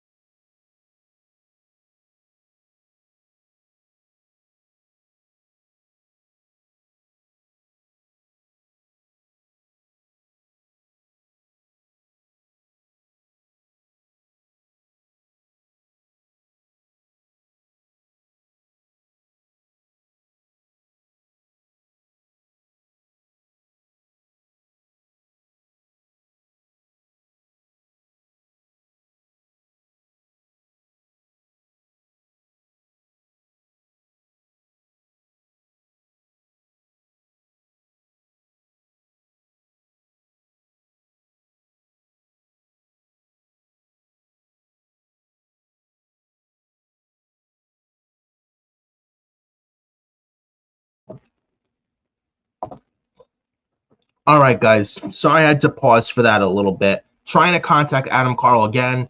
He said he'd be right back. It's been like 5 minutes, so I'm just moving on without him. I don't know when he's going to get back in here, but we have to move on without him. So Orton winning the Chamber. This was no questions asked the right call, and I predicted it. Now, Cody winning would have turned a lot of fans off, and I'm very happy he didn't win.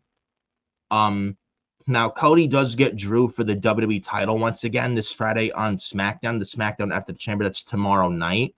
There are rumors going around that Cody could win the title back.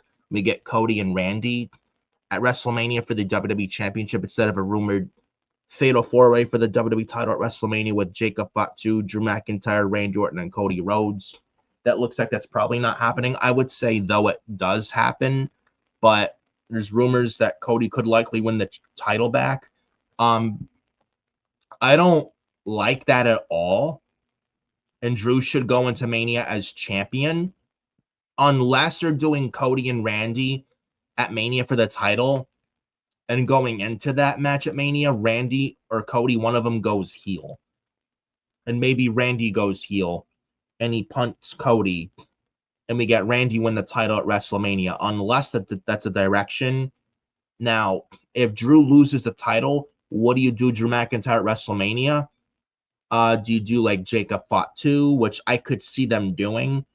Now, or this may be a long shot, Drew McIntyre versus Nick Aldis at WrestleMania, since maybe Nick Aldis should be as a wrestler now, since people know him now. I'm back now. Oh, there we go. Yeah, finally. Oh, what the hell happened? Finally, I was just doing some work. Yeah, man. Man, we were getting worried about you talked about, Rollins is the masked man. Yeah, back in the Chambers, cost Logan Paul the Chamber. Yeah.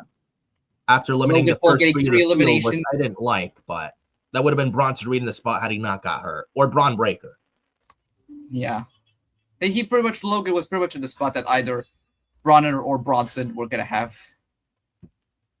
Yeah. But then down to Cody and Randy, Orton won the Chamber, which definitely is the right call. I don't care what anyone says. Cody winning would have been very safe, would have turned so many fans off. You would have pissed a lot of people off if Cody won the fucking Chamber. Yeah. And then Punk and Balor, like I said, good stuff. And then Balor's slowly being moved out of Judgment Day, and then the Chamber match for the men's was not good, by the way. The entrances were longer than the Chamber, and the Chamber match for the men was not good. It was shit. It was not good. I'm sorry, it was boring. It was not good at all. It was definitely not better than last year's men's Chamber, I can tell you that, night and day. Yeah. But Orton winning was the right decision. Had Cody won, you would have turned so many people off, and it would have been extremely safe for Cody to win, and nobody wanted to see that. Now, we're not getting Drew and Orton at Mania for the title. Cody and Drew supposed to fight each other again for the title tomorrow night on SmackDown. There's reports going around that we could likely see a title change with Cody winning the belt back. I don't know what your thoughts are on that. Get my thoughts on it a little bit. I mean, it's possible. I hope Cody doesn't win the belt back, and Drew should go into Mania as champion. He really should. And we get that fatal four-way. I know it's like lazy and multi-man Mania, but Drew needs to go into Mania as champion, though. Yeah. He's been he's been involved in the storyline for months. He's been feuding with Cody since September. He's been involved with Jacob. And it makes more sense for this match to be a fatal four-way because all four of these men coming out of SummerSlam last year have been feuding in the title picture, or even not in the title picture. They've been feuding the four of them for months. So why would you not have it be a fatal four-way? Oh, well, I hope not because it's lazy and it's multi-man Mania. Who cares? Who cares? Because they've been feuding since the fall. There's a story that makes sense. Yeah. Drew deserves to go into Mania as champion, and Orton should be in the title picture, which he will be. Cody doesn't need to go into Mania as champion. He doesn't need to win the title at Mania either. Cody's going to be the face of the company as the champion or not the champion. He doesn't need to be the champion right now. If anything, I would turn Cody Rhodes heel. Yeah. Oh, but then if you turn Cody Rhodes heel, it's because of The Rock. No. That's because The Rock made a decision on that. What does this have to do with Dwayne? I ask. Dwayne he wouldn't even appear once during Cena's heel run. Yeah, he last showed up at the Chamber, then he ditched. Yeah. And then The Rock goes on Pat McAfee's show right after Mania last year. Oh, everything is a work. Come on now. Everything's a work. Are you fucking kidding me? You couldn't be even bothered to show up April 20th last year for Cena versus Cody, and he said he got fucking Travis Scott, which the less I talk about that, the better. That was so fucking awful, and it tainted Cena's last ever WrestleMania. It was so god-awful. Horrendous. Awful. It was not only one of the worst main events of WrestleMania I've ever seen, one of the worst Manias ever, but that Travis Scott, and you don't even have The Rock show up.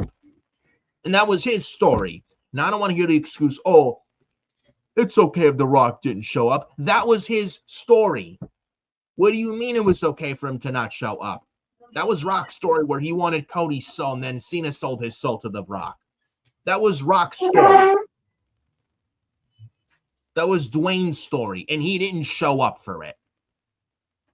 So if Cody were to go heel, oh, well, it was because of The Rock. No, it wouldn't be because of Rock. It would be Cody going heel because of Cody. If Cody goes heel, not because of Rock, I'm actually okay with a Cody heel turn. So I'm sure you probably feel the same way on that. And I think Cody, and if there's anything this company needs, it's excitement. Randy going heel would bring excitement. You want even better? Cody going heel. Exactly. You or know? Sami Zayn. You're Sami Zayn? I don't know about Sami Zayn, but Sami's been a part of this storyline as well lately. I don't know if we get him on the card. Probably not. I don't think he needs to be with the story. I don't think it needs to be. Aleister Black. on the show either. He's been a catalyst in the story too, but I don't think he'll be on the card for WrestleMania either. But apparently there's rumors Cody and Randy at WrestleMania one-on-one for the title. Honestly, it needs more than anything. It needs to be a SummerSlam match. I think. Yeah, you have 7 weeks to go for Mania. This deserves more long of a build. Yeah, Drew. Like, they're going to do Cody and Randy with 7 weeks of build when it should be a lot longer than that. Yeah, like for WrestleMania, it needs to be a 4-way. Orton, Cody, Drew defending the title, and Jacob Fatu. Yes. And Jacob has said, correct me if I'm wrong, didn't Jacob Fatu says he wants a shot at the title against Drew? Yeah. So why would you have Drew lose the title tomorrow? Yeah. And they're saying that the reason maybe Drew losing the title, it's not because of Drew's hard work, but they're saying that Randy and Cody have been pitching about it for the past month. No one knows what's fucking going on. No, the dirt sheets don't know a damn thing what's going on for WrestleMania, by the way. Like I've said several times here on the show. None of these dirt sheets know. Oh, we could see a title change. Oh, it might happen. Oh, they're going to do Cody and Randy. How do you know? Do you work for the company? No. No, you don't. So, I don't know. Maybe it's a TKO thing that think it's more money draw. I don't know. But I would hope we get the Fatal 4-Way, honestly. That's the better way to go about it. Like, you could still do a Fatal 4-Way. Randy could turn heel and win the title at Mania. Then Cody could chase going into SummerSlam in Minneapolis against the champion Orton. That's the better way to go about it. Yeah. Now, I don't like the idea of Cody winning back the belt tomorrow at all, unless Cody goes into Mania as champion, drops it to Randy, but going into it or at the match at Mania, Cody versus Randy goes heel. Because if you remember, I think that Randy cut a promo on Cody that when Cody and Randy were in the King of the Ring finals in Saudi at Night of Champions last year, that Randy hesitated to punt Cody in the head. Randy said he hesitated, but now this time he doesn't hesitate, and Orton goes full heel, and he punts Cody in the head. He turns heel, punts Cody in the head, and is the champion. And we got Randy Orton as a heel, as a WWE champion on SmackDown coming out of WrestleMania. Unless you do that, then I don't like Cody winning the belt back tomorrow at all. I don't know how you feel about it. Unless maybe Randy goes heel. Idea. The only way Cody and Randy one-on-one at Mania works is if one of them goes heel. Even then, wouldn't you want the heel turn to happen at WrestleMania? Yeah. Like, do we really need a repeat of what they did with Cena last year? Not really. However, they would have plans, I do believe, for a heel Orton than a heel Cena, though. Yeah.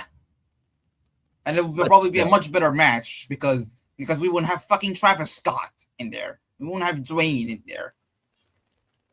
Yeah. I really say the Fatal 4-Way is the better way to go about it. That's my opinion. But we have Drew versus Cody tomorrow. If Drew loses the title, do we get Drew McIntyre and Jacob Fatu one-on-one? Drew McIntyre, Nick Aldis, and Nick Aldis gets in the ring? Because Drew McIntyre has been champion, has been trying to push Nick Aldis's button and try and go above him. I don't know. How do you feel about Nick Aldis wrestling at WrestleMania against Drew McIntyre? I mean, he should be in the ring right now. Like, how many years has he been the GM? I think people know Nick Aldis more now already than they did before he came in. I think he's at a point where people know who he is now, so he can wrestle now. If you're gonna have Cody win the championship, that's honestly the other best thing you could do with McIntyre. McIntyre versus Nick Aldis. If you do Drew and Aldis, Cody Orton for the title. Now, with Jacob Fatu, do you do him and Sami Zayn at WrestleMania? I mean, if Sami gets revealed as the attacker, you could do that. Yeah. Maybe it's Sami, maybe it's Cody, maybe it's Randy as the attacker. I have no idea. I mean, there's another storyline you're going to have to conclude. Maybe Jacob assumes it's Sami, and we get Jacob and Sami at WrestleMania. I don't know. I won't hate it.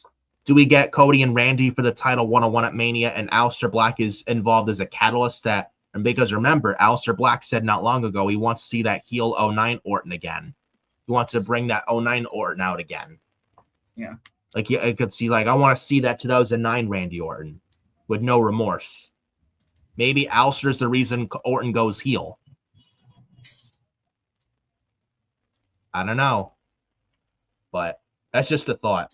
But I do hope we ultimately get a fatal 4-way. And I hope Jacob and Orton get involved in the match somehow. They have to. I think Orton and Cody one-on-one is better saved and reserved for SummerSlam, in my opinion. I would not hate it at Mania, but I think it's better with SummerSlam than at WrestleMania, where you have SummerSlam with more time. WrestleMania is just 7 weeks away. I don't know if it's a good idea for Cody and Randy one-on-one at WrestleMania with less than 2 months away to go for Mania. So just our thoughts on that. But overall, the Chamber wasn't that good. It was average, but the Raw coming out of the Chamber was a lot better.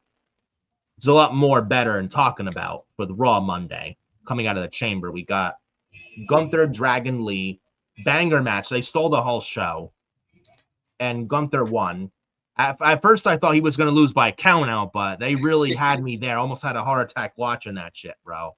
They were never going to have Gunther losing to Dragon Lee. There was a spot where Dragon Lee was back body dropped over to the timekeeper's area, which looked nasty. Then Gunther powerbombed him on the apron, and then on the table to Dragon Lee on the outside from Gunther. And Gunther tried to break up the 10 count. Then Dragon Lee with some Mexican Destroyer Sunset Flip Bomb. And Gunther almost lost. And then Dragon Lee with the Operation Dragon Lee's finisher. Gunther almost lost by count out from there. That was like almost a count out win for Dragon Lee. And then Dragon Lee tries Operation Dragon again. He gets put in the sleeper. And Gunther rips the mask off. And Dragon Lee taps out. And then Gunther wins, banger match, as in Gunther wins as he should. Then Gunther, as you saw, wiped his feet behind the mask that he ripped off Dragon Lee. Now, there's rumors of Gunther, his WrestleMania opponent. There are rumors. Top 3 candidates for Gunther's WrestleMania opponent: Brock Lesnar, or Obafemi, or Rey Mysterio. I'm trying to look up who is this according to, whether it's from Fightful or PW Insider, but they're in the top 3 candidates of Gunther's WrestleMania opponent. I would say more so Rey Mysterio, especially if what we saw Monday, Rey Mysterio is one of the greatest luchadors. Gunther goes from career killer to a guy that's like, I'm sorry, Luchador killer. Not ending the career of Rey Mysterio, but ripping off the mask of Dragon Lee. Maybe get Rey Mysterio involved. You get Rey Mysterio and Gunther. I would not mind it. Is it really scream a major WrestleMania match? No, but I don't mind it whatsoever. And there's a story with it. Yeah. I mean, he's beaten John Cena. Gunther, he's retired Cena. He's retired AJ Styles. He's beat Dragon Lee. He's beat Goldberg. Yeah. He retired Goldberg. Yeah. And Dragon Lee, he was AJ's partner. He was. And AJ Styles going to the Hall of Fame this year, by the way. Yeah, Rey Mysterio, he teamed up with Dragon Lee. And he has a lot of history with AJ and Cena. Yes. He can have Rey Mysterio, he can try to stand up to Gunther, wants revenge for not just AJ, but for Cena too. And for Dragon Lee. Yeah. And the Luchadors. And now Gunther wiped his feet behind the mask. That could probably be leading to Gunther and Rey Mysterio at WrestleMania. Because Rey Mysterio is considered one of the greatest luchadors of all time. You know? Wiping his feet behind the mask. Dragon Lee's mask is Gunther. Who's going to take not too kindly of that? Of the luchador heritage. Master of the 619 Rey Mysterio. I think he's still out. He should hopefully be back soon. Hopefully. And he was supposed to be on WrestleMania last year, but right before Mania last year, he got hurt. He was going to face Gable Americano. Gracias, El Grande Americano, the original Americano. We're going to talk about him later. Yes. Gunther and Rey Mysterio, I think, is likely. I don't think we get... Gunther and Lesnar, I would say for SummerSlam. Gunther and Oba, neither guy can lose. Yeah. So we're supposed to face we're supposed to get Rey Mysterio versus Gable Americano last year, but then they replaced Rey with another Rey Phoenix. Yeah, so we still gotten Rey versus Americano. It wasn't Mysterio though. Exactly. So yeah, I think Mysterio versus Gunther then makes more sense. Oba just got called up. Oba and Gunther, that's a dream match. But it's a lose-lose. Oba can't lose. Gunther can't lose. That's booking yourself into a corner with that. Yeah, like Oba, he cannot lose so far. He just got called up. He can't lose right now. At least Gunther just retired 3 legends in a span of 6 months. He can't lose right now. He should not be losing all year. Yeah, he should not lose. Period. This year at all. Lesnar, maybe, but I think you do that for SummerSlam. Yeah, and if Lesnar retires. If he retires this year, you retire him in Minneapolis, Minnesota, and he gets retired by Gunther and Brock's hometown. I think that's the better way to go about it, and it makes more sense with Gunther and Lesnar at SummerSlam than WrestleMania. Yes, Gunther and Brock Lesnar's a WrestleMania worthy match, but it makes more sense. It's better off to hold off on that match until SummerSlam this August, where Lesnar has his last match there, and he gets retired by Gunther. I think that's the way to go about it. I would not hate Gunther and Lesnar this year's Mania, but I think it's better off to save it till SummerSlam. And you have Lesnar versus Oba, and then Gunther versus Rey Mysterio. That's what I feel. Now, and Brock Lesnar's doing this open challenge too. I hope to God Oba Femi. Now, Lesnar issued this open challenge a week ago, and no one came out. And Oba was at the show last week. It looked so dumb, but Lesnar's supposed to be on the next several Raws. I think he's supposed to be also in the Garden and MSG as well. Yeah. I don't know if they set up Oba and Brock there, but I really hope this, even whether it's before that show or at that show, the Raw and MSG or whatnot, I really do hope, or do they save Lesnar's mystery opponent till Mania and then Oba answers it there? I don't know. I just hope at the end of the day, we get Oba versus Brock at Mania. I don't want to see Brock Lesnar LA Knight. That would be disastrous for both men, because neither guy looks good coming out of that whatsoever. It would be more disastrous for LA Knight. It'll be almost like 2016 WrestleMania with Dean Ambrose and Brock Lesnar in that hardcore match. Remember that? Yeah, more like a squash match. Oh, but it was a hardcore match. Nothing was hardcore about that match. Nothing. It was hardcore indeed. It was brutal indeed. It was brutally awful. It was a mockery of hardcore, and Lesnar buried him. Clearly Brock Lesnar looked like he'd rather be anywhere else than at WrestleMania that night. He didn't look like he gave a fuck. He didn't want to be there. Yeah. He just wanted to go in, pick up his paycheck, and leave. That's all he wanted to do. Yeah. Like you think LA Knight stands a chance against Brock Lesnar? Give me a break. Or Brock Lesnar selling for a BFT or losing to a BFT. I don't think Brock wants to do that. Good luck convincing him. Good luck. Oh, Brock, you're going to lose to LA Knight and you're going to get hit with a BFT and lose to that. Like, that just looks... And Brock selling for a BFT and losing to it, I don't think looks believable either. Yeah. It looks so unbelievable. Nothing against LA Knight, but I just don't see it being realistic. Yeah, like on no planet will LA Knight has a chance. No, on no planet does LA Knight have a chance of beating Brock Lesnar. Yeah, zero chance. Like he can't he lost to a low blow. He lost to a low blow in the Elimination Chamber. You think he's gonna beat Brock Lesnar at WrestleMania? Yeah, did LA Knight lost to a low blow? Yeah. Yeah. And one of the worst chambers this year's men's chamber. It was awful. The entrances were a lot longer than the fucking match. But I hope we get Brock and Oba, Gunther and Rey. That's the way to go about it. And then do Lesnar Gunther for SummerSlam. You don't need to do that match now at WrestleMania. So there was Gunther Dragon Lee stole the show. We had the Vision and Seth Rollins open the show. LA Knight driving the ambulance, speaking of whom, with Paul Heyman getting curb stomped, a bloody nose Heyman in the ambulance. Logan Paul think went in the ambulance with him, and then Austin Theory was taken out, I think, by Jimmy Uso, I think that was. Yeah. And then LA Knight was driving the ambulance. Yeah. So there was that. We had Jimmy Uso, Austin Theory, wasn't much. Jey Uso came back miraculously. We're getting Usos versus Logan Paul, Austin Theory. Do you care for that? I'd rather do that match at an MSG. Yeah. I'm brutally honest. I would say Seth Rollins, though. What do you do with him at Mania? There's rumors it's going to be Logan Paul and Seth Rollins. We've seen that. But I would do Seth Rollins and LA Knight versus Logan Paul and Austin Theory in a tag team match at WrestleMania. Is it WrestleMania big worthy for Seth? No.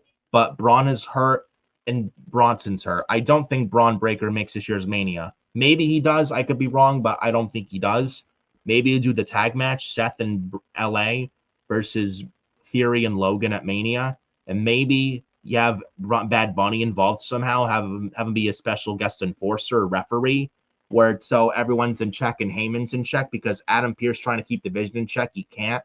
But in order to keep everyone in check in the match at Mania, Bad Bunny's the special referee or enforcer. And then Seth and LA can win, and Bad Bunny could help with that. And it maybe leads to Bad Bunny versus Logan Paul in Tampa at Backlash on May 9th. Maybe. Honestly, that's do the best route to go. That's honestly the best route to go. Rollins and Knight against Theory and Logan. You have Bad Bunny involved, because I do think he might be involved in Mania. I think it makes more sense for him to be involved in Mania. And I don't, and with his political beliefs aside, I do think it's good for him. I don't mind him at Mania, and he actually respects the business. This Bad Bunny. And Bad Bunny is actually someone that takes wrestling seriously. And Bad Bunny and Logan Paul, I don't think would be bad at Backlash at all. I mean, Bad Bunny had a banger match with Damian Priest at Backlash in 2023 in Puerto Rico, that Puerto Rican street fight, which was awesome. Bad Bunny had a good match with Damian Priest. So that's probably the way to, I would say that's the way to go about it, my pitch. I think that makes more sense. Because no one wants to see Brock Lesnar, LA Knight. And what else do you do with Seth? Seth and Logan one-on-one? We've seen that. Been there, done that. Unless Braun Breaker comes back before Mania, but I don't see it happening. I mean, I hope he comes back. I hope he gets cleared in time for Mania. But if he's not, then you go with the tag match. I agree. I agree 100% on that, man. We also have had on the show, what else we had on the show? Oh, shit. We had AJ Lee come out saying that about her winning the IC title, saying she's going to be a fighting champion and stuff like that. Just a run-of-the-mill promo. Nothing real special, but they announced a gauntlet match for AJ Lee's IC title #1 contender, stuff like that. They did have Rhea Ripley and Io Sky on the stage cut a promo when Rhea was looking in the camera, saying that, Jade, I'm coming for you on SmackDown Friday face-to-face. Not too bad, but not much of it going into it. We did also have on the show, if I can look up, Penta and Dominic Mysterio for the Intercontinental Championship. Really good stuff. And a new IC champion. Well, before that, Danhausen was backstage with Adam Pearce. I want my face on production trucks, and I want the Triple H finger point like everyone does. And I want a Hall of Fame induction. I want the Hall of Fame induction. Here's the list of demands. Yeah, you better give it to him, Triple H. Adam Pearce with the glasses, Adam Pearce. Doing a Danhausen voice. Doing my best at it. Yeah, you better give him what he wants, Hunter. We need Danhausen for the 2026 Hall of Fame. Then Adam Pearce is like, why is it all wet? That's from the toilet. Look, I don't want to know. I don't want to know. If it's from the toilet, I don't want to know. Please. No. If that's from the toilet, disgusting. Bro, I expect something. I expect someone like the Boogeyman to do that. Oh my god. What Boogeyman with the fucking worms? And him eating worms? Jeez. Oh my Jesus. Here's a segment that they can book at some point. Danhausen and the Boogeyman. Oh god. Because Danhausen like worms. Remember Boogeyman wrestled at WrestleMania in 2006 against Booker T and Sharmell in the handicap. Yeah, the Boogeyman, he kissed Sharmell when he had the worms in his mouth. God, was that awful. Disgusting. And that was what they were doing to Booker T at WrestleMania in 06, the fucking Boogeyman. Yeah, that's the best we have for you, Booker. We need you to put over the Boogeyman. That was We're so. gonna make you King Booker. You're gonna be world champion. That was disgusting and not in the right way. Yeah, Booker. We have big plans for you this year. You're gonna be king of the ring. You're gonna be world champion. You're gonna be King Booker. But first, we need you to put over the worms. We need you to put over the Boogeyman, pal. Because he's the Boogeyman and he's coming to get you. That was so awful, bro. But Danhausen did put a curse on Dominic. Because it's like, hello, welcome Finn, welcome Dom, welcome. Didn't even mention JD McDonough by name, and JD McDonough's like, I hate this guy already. And then you see Finn Balor trying not to laugh, but he kind of breaks character. And it's like, oh, what is this? This IC title? Can I touch it? And Dom's like, whoa, this is the closest you'll ever get to this title. Which Dominic, I agree with. Dominic, I have to agree with you, man. Danhausen is an IC champion. Not a chance. Not a chance, bro. And then Danhausen's the Dominic. You are cursed. And then the Judgment Day members turn to talk to each other. Then they turn to face Danhausen again, and he's gone like Batman, like that. He's disappeared. But this all... Yeah, but the moment he cursed him, but remember, he cursed Dom. You know what that means. And I expected Dom to retain and go into Mania as champion, IC champion, that is to defend against Balor, and we get Balor kicked out of Judgment Day here. But JD McDonough went to go get the ring bell hammer for Dom, where Dom told him to go get it. Balor stopped JD in his tracks. And Balor pretty much cost Dominic the IC title. And then Penta did this tope to the outside to both Balor and McDonough. Then Dominic tries a 619 on Penta, misses it. Penta, it's a beautiful Mexican destroyer. And Penta with the 1-2-3 on Dom. Very good match for the IC title. And the winner in new Intercontinental Champion, Zero Miedo Penta. New IC champion. Been on the WWE main roster in WWE for a year. And I thought Dominic would win.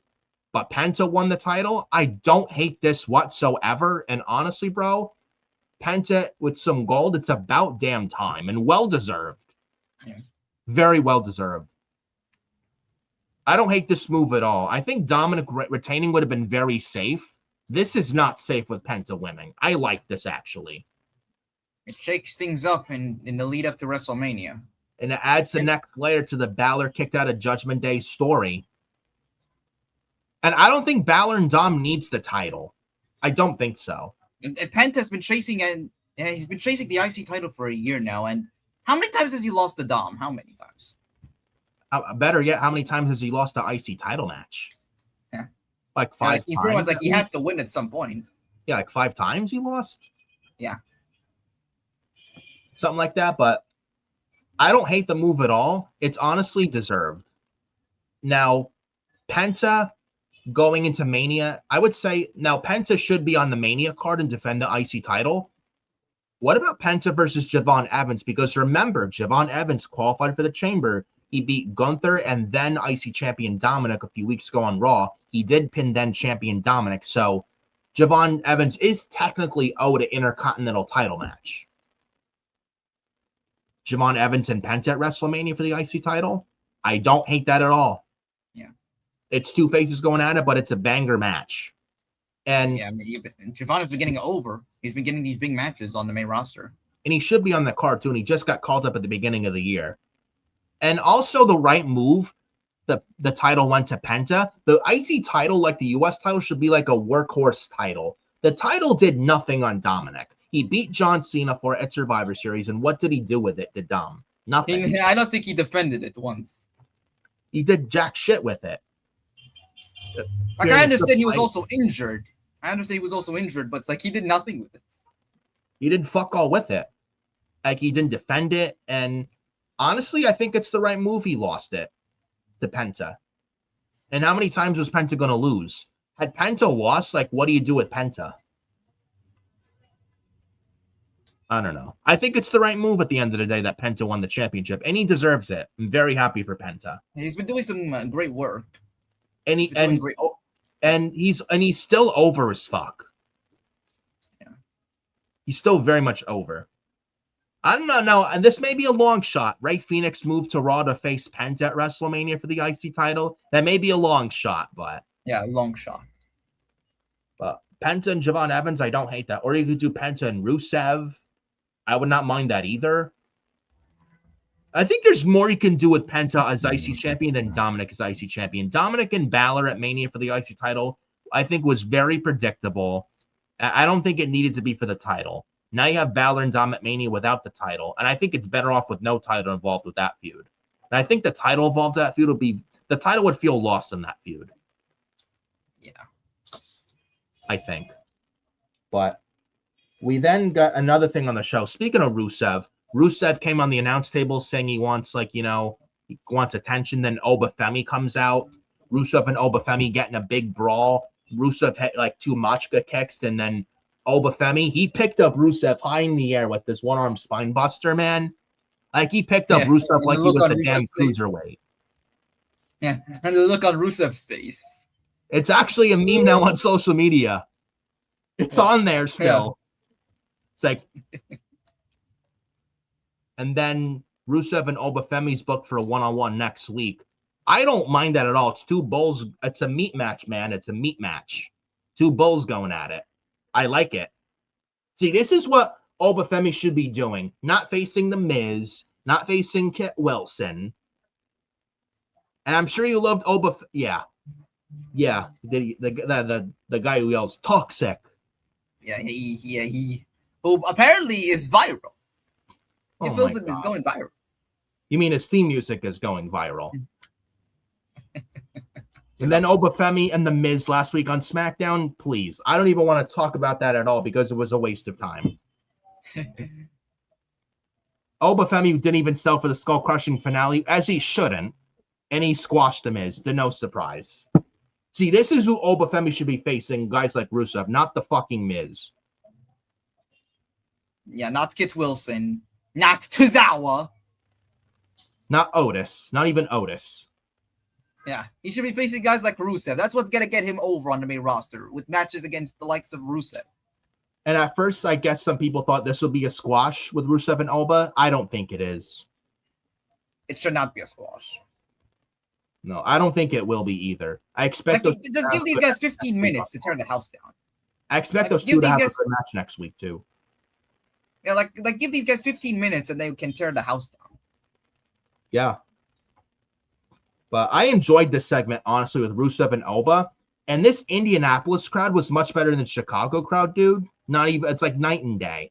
And Obafemi got a really nice reaction in Indianapolis as well. Yeah. Oba. They did the woo. Yeah. Very nice stuff from Obafemi and Rusev. Then we got El Grande Americano, the Gable Americano versus, I think it was Bravo Americano, I think it was. Or Rayo. Bravo Americano. That's Pete Dunne. Yeah. And yes, and the Gable Americano won this match here.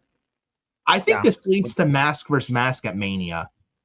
The Gable Americano versus Kaiser Americano. And I think Kaiser Americano goes over and Gable Americano unmasks this Chad Gable again. We get Chad Gable back on TV.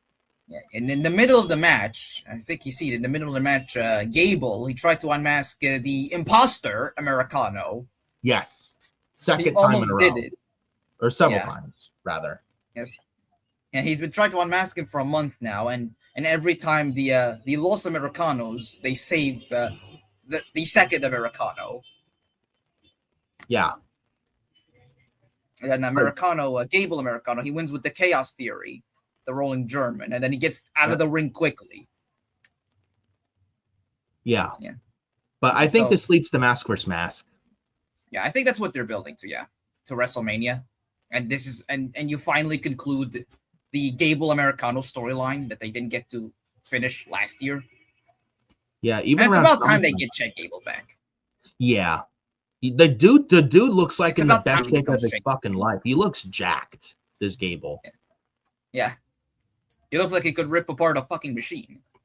Absolutely, and let's get Chad Gable as Chad Gable again, and let's get some singles gold around his waist too. He deserves it. Yeah. Whether they have a transfer window or a draft after Mania this year, let's get Chad Gable an American made to SmackDown. Let's get Chad Gable the United States title. It makes sense. And that's something perfect. I would love to see personally. It's about time we get some gold on Chad Gable, and the guy should be getting a push. Like, enough of this El Grande shit for Gable. I think it's kind of nearing that expiration date. Honestly, the reason it's lasted this long was because he was hurt. Yeah, and then Kaiser took the role. I mean, I don't like anyone getting hurt. I don't wish injury on anyone. But this injury may have been a blessing for Ludwig Kaiser. May have been the best thing to happen to Ludwig Kaiser, because look at him now. He's killing it with the Americano gimmick. Yeah, it's silly with him and Pete Dunne and Tyler Bate under the Americano masks, but especially Kaiser's been killing it in this role, and he's actually made it his own, and I think he's doing great with it now. He's killing it now with this role. And they're over as hell in AAA as well. So I don't think they're going to unmask Ludwig Kaiser here. If it's mask versus mask going into Mania, which that should be on the card. And I have that story with that. But I would say, if anything, Gable unmasks at WrestleMania. So I think it's where they go.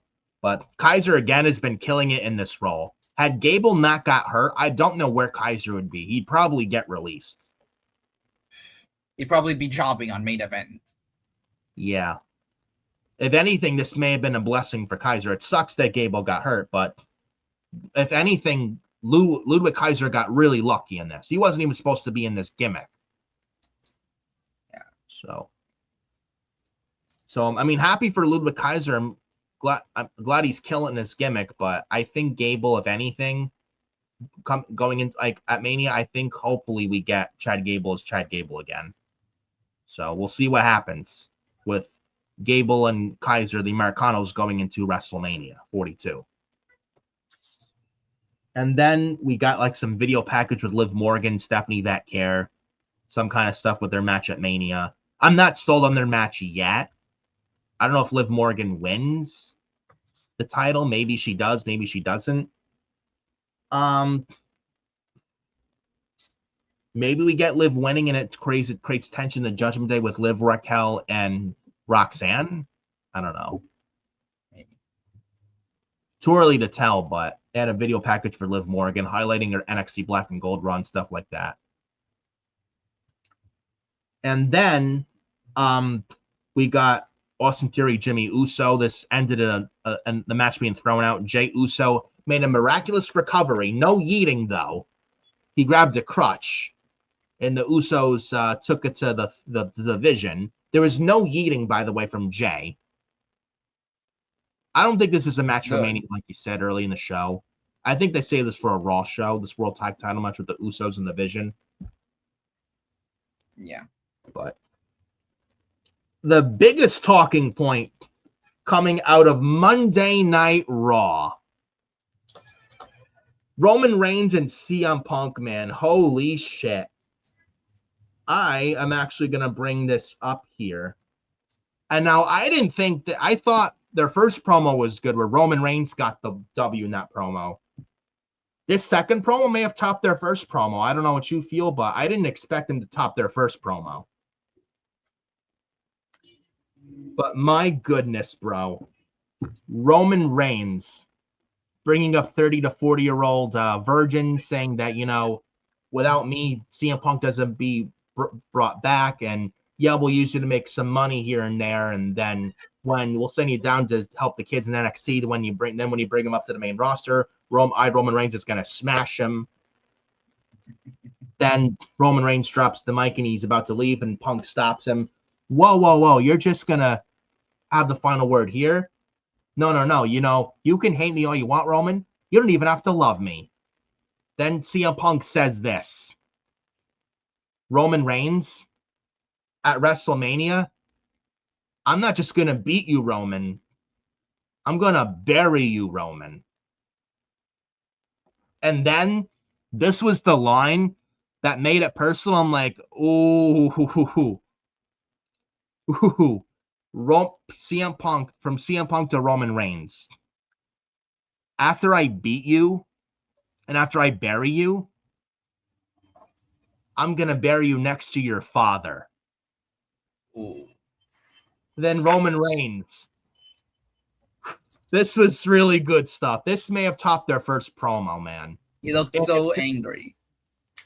And remember what Rock said at the WrestleMania 40 press conference in Vegas 2 years ago when Cody Rhodes mentioned the Rock's and Roman Reigns family, when Cody Rhodes said, if your father and your father were here, they would be ashamed of what you're doing now. And the Rock to Cody Rhodes, you talk about his family, you talk about my family.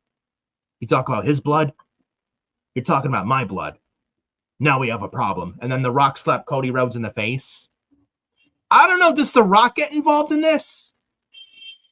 Oh my God. Because CM Punk mentioned Roman's family and Roman's dead father. Oh, I don't know. Maybe CM Punk is taking Christian Cage AEW lessons where he's like, your father's dead. Or Christian Cage to Jack Perry, Jungle Boy, I never wanted to be your father. I never wanted to be your father figure. You have a father. But your father's dead. I mean, he did work with Christian. Punk, he did. WWE and AEW. They did work together. I Yeah. think there's just one video. I think you remember. I think when Punk first came into the company where he says, if you don't agree with it, shut the fuck up. Yeah, Yes. I remember that. Yeah, that video is, that video is still available online. Being used as a meme. Yeah. Yeah. But my goodness. Yeah, maybe Kristen inspired. Yeah. But holy shit, bro. If Roman Reigns, after this promo here, if Roman Reigns doesn't mention next Larry CM Punk's dead dog, if Roman Reigns doesn't mention Larry, I'll be very disappointed. He's got to mention Larry. He needs to mention that in his next promo. He needs to mention Larry. Yep. Got to. I'll be highly disappointed, man. They got to do that. They got to do that, man. Or, I mean, that and what? CM Punk's dad used to be an alcoholic. Roman Reigns got to mention that too. But at least Larry. But, I mean, this topped their first promo where Roman Reigns in the first promo, Punk, I choose you at Mania because I hate you and you tried to make me feel like a young boy and you tried to brainwash my family. Then their first promo. And it's like, I'm not choosing you at Mania, Punk, because you're the biggest star on Netflix. I'm choosing you, Punk, at Mania because I hate you. And then CM Punk, the second promo, I'm going to bury you, Roman, next to your father. And you see the look on Roman's face. He was very angry. He's like, now again, does The Rock get involved? I have no idea. I will say no. I think it needs to be more so between. You don't think Punk we get the final boss involved? No. I think more than anything, it needs to be about Punk and Reigns. It needs to be like their story. Now, do we get a new champ at WrestleMania, or does Punk retain? Now, if Roman wins, I think Netflix has said they want Roman as champion. If Roman's staying around, then yeah, Roman is champion, but I don't see Roman staying around after Mania much. If anything, if it was up to me, if I had the power of the pen, I would have CM Punk retain. CM Punk has been doing fantastic work this year. He's had a fantastic world title reign. Why would you take it off of him? He's been a really good world champion, facing really good matches with AJ Styles, Finn Balor. He's already in discussion this year for Wrestler of the Year. But we're not even into most of the year yet. This guy is 38. This guy's 48 years old. He's approaching 50, and yet he wrestles like he's still 30. Yeah. So why would you have Punk lose the title at Mania? I would have Punk. I would seriously have Punk retain against Roman at Mania. I would. Yeah. I would. But this was a great promo from Punk and Roman Part 2. Roman won the first World promo. Punk won the second. Now we got to get Roman Reigns mentioned and Larry, bro. And I was sold on their Mania match with their first promo. This, if you weren't sold on their match, Punk and Roman at Mania from the first promo, and if this didn't sell you with the second promo this time, I don't know what will. I'm absolutely more than sold on this match for WrestleMania. And I can confidently sit here and say that you feel the same way too, bro. Absolutely. Like, first two promos, they've knocked it out of the fucking park. So, I'm very excited for Punk and Roman at Mania, and that is your night 2 main event, by the way. Still is. Now, like I said, do we get Rock involved, and that sets up Rock and Roman for next year's Mania in Saudi? Or does Punk or Roman go heel?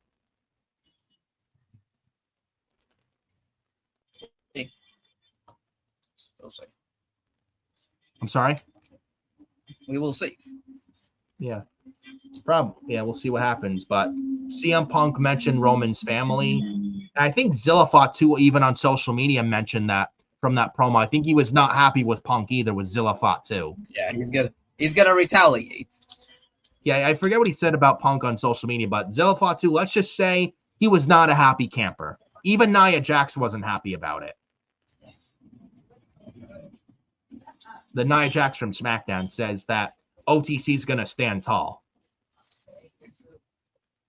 But that was Raw Monday. Very good show. Much better than Raw last week, and much better in the Chamber. Yeah, honestly, this is so far, unless SmackDown, I know SmackDown is tomorrow, but so far, honestly, for Raw, honestly, that it's been the best show all weekend. All week, yeah. We're not even to SmackDown Friday, but Raw this past Monday, where was this Raw in Atlanta last week, which was one of the worst Raws of this year, the Raw in Atlanta a week ago, and what we got on Raw, where was this at the Chamber in Chicago of all cities? I have no idea. Like, Gunther and Dragon Lee stole the show. Why was this not on the Chamber? But instead we got the crate. You could have put Gunther and Dragon Lee on the Chamber card. Easy. Nah, bro. Well, Bruce Pritchard, he would be so offended if one of his great 90s ideas weren't on the paper. Dude, they had the men's chamber entrance longer than the fucking men's chamber itself. The men's chamber was shit. It was bad. But Raw was much better. And we got 7 weeks to go to Mania. This is the start. I hope they keep this up. What they did on Raw Monday, I'm hoping they keep this up. Because they need to. They need to. The product's not bad, but it's boring. There's no excitement, and we need excitement. This past Monday was a start. So hopefully they keep that up. And hopefully it bleeds into SmackDown tomorrow on Friday. So we'll see. Absolutely. Then NXT. Not much happened. So Ruka did soul snatch both Zarya and JC Jane, which they had a women's title match. I don't know if this leads to a triple threat for the title, and maybe like Stand and Deliver, or the Roadblock and Theater and MSG for NXT. The NXT before Stand and Deliver. I'm not sure, but we'll see on that. We also got a Ricky Saints, almost like Miz TV, Ricky Saints talk show segment talking about Joe Hendry, stuff like that.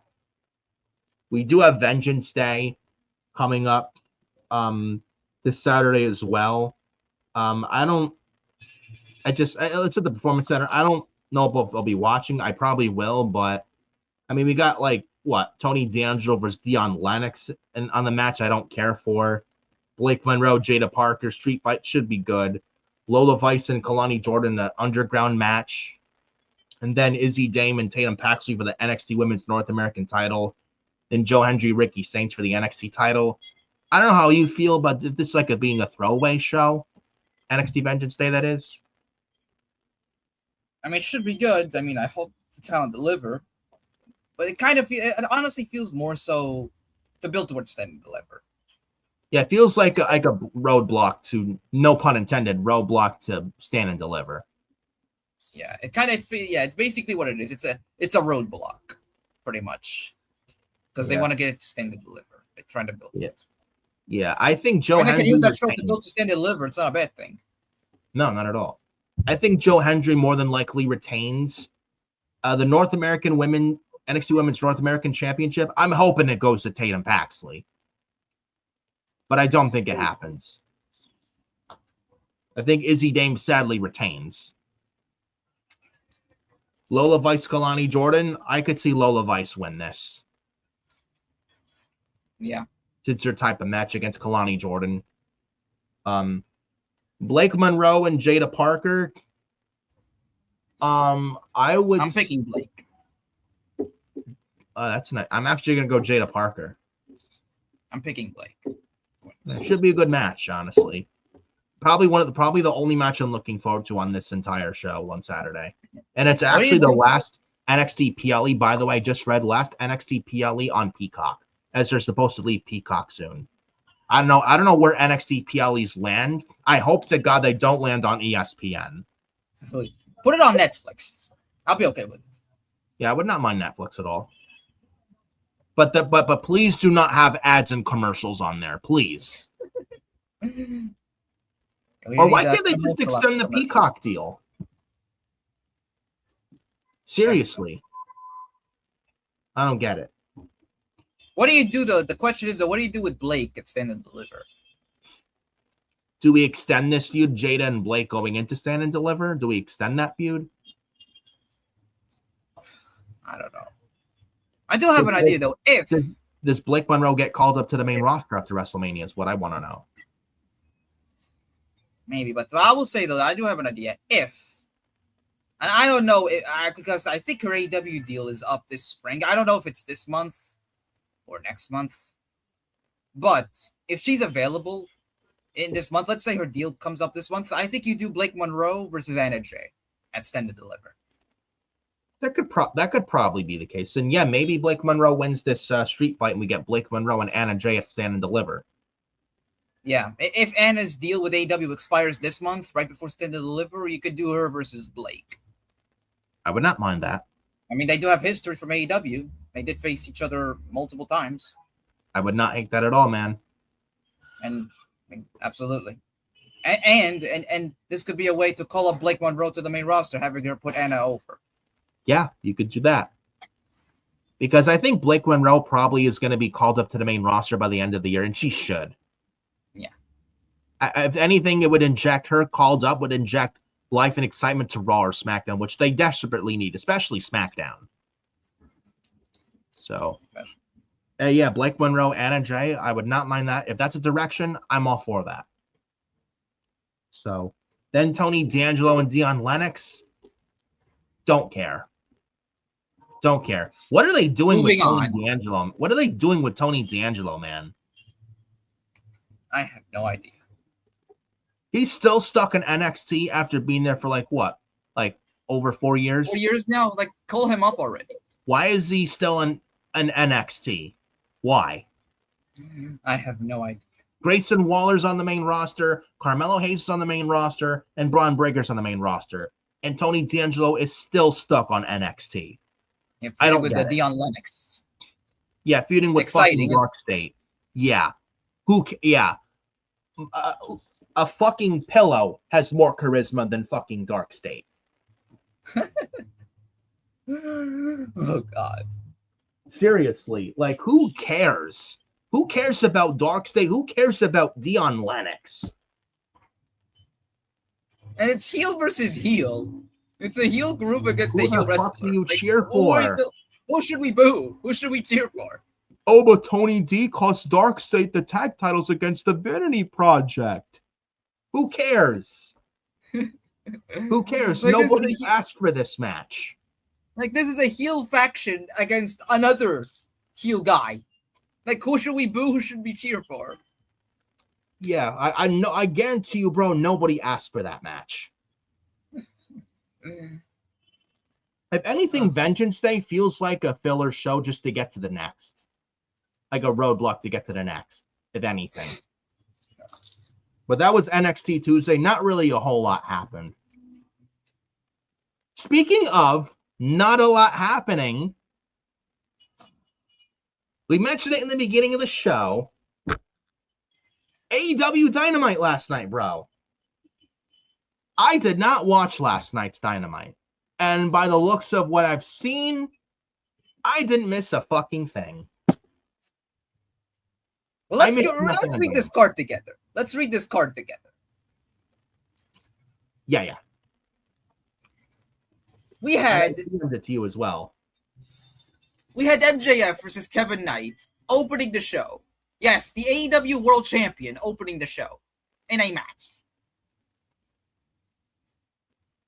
Now, I will give credit where credit's due. This was really good stuff with Kevin Knight and MJF, though. I have to give credit on that. Yeah, and Kevin Knight, he had a great performance, all things considered. They've been pushing him lately, and he's a fantastic wrestler. Yeah.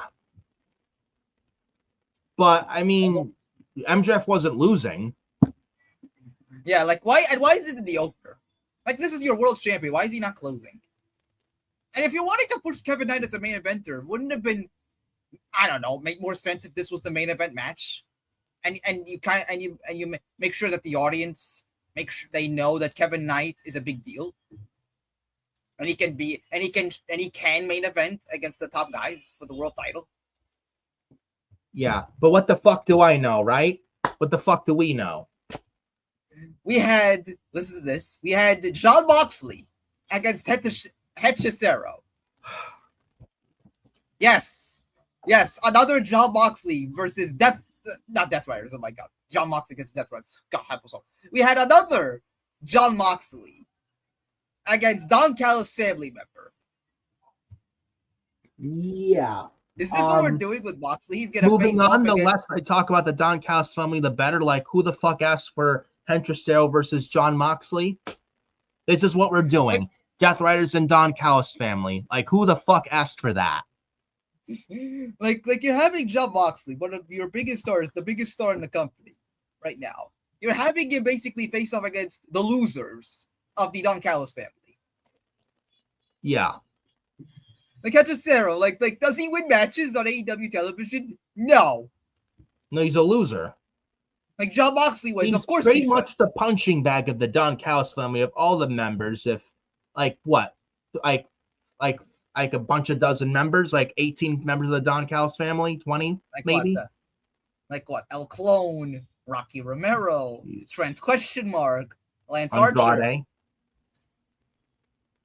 They're basically the loser group of the Don Callis family, the punching bags. Okada and Takeshita. Yeah, who else in this group? What? Andrade, Takeshita, Josh Alexander, Okada, Kyle Fletcher, so many members. Oh my god. They can build an entire 1 hour show around the Don Callis family. You don't say. My god. They can legitimately create a brand new AEW television show and the roster can just be comprised of Don Callis family members.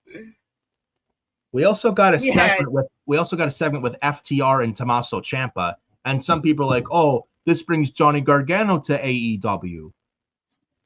After seeing Tommaso Ciampa being TNT champion for not even 2 weeks, losing it right to Kyle Fletcher, and now with FTR, and I guarantee you, in short time, Ciampa will be feuding with the Don Callis family. I guarantee it. He's still chasing the TNT championship. He's still gonna get that match with Kyle Fletcher. But will he win? Probably not. Yeah, we had Dax Suffwood cutting a promo because it's exactly what I want to see. Yeah, it's Stokely involved. Who cares? We had the Brawling Birds. But what if this brings Johnny Gargano to AEW? No. After what we've seen with Tommaso Ciampa with his first TNT title reign, not even 2 weeks, I'm sure Johnny watched this.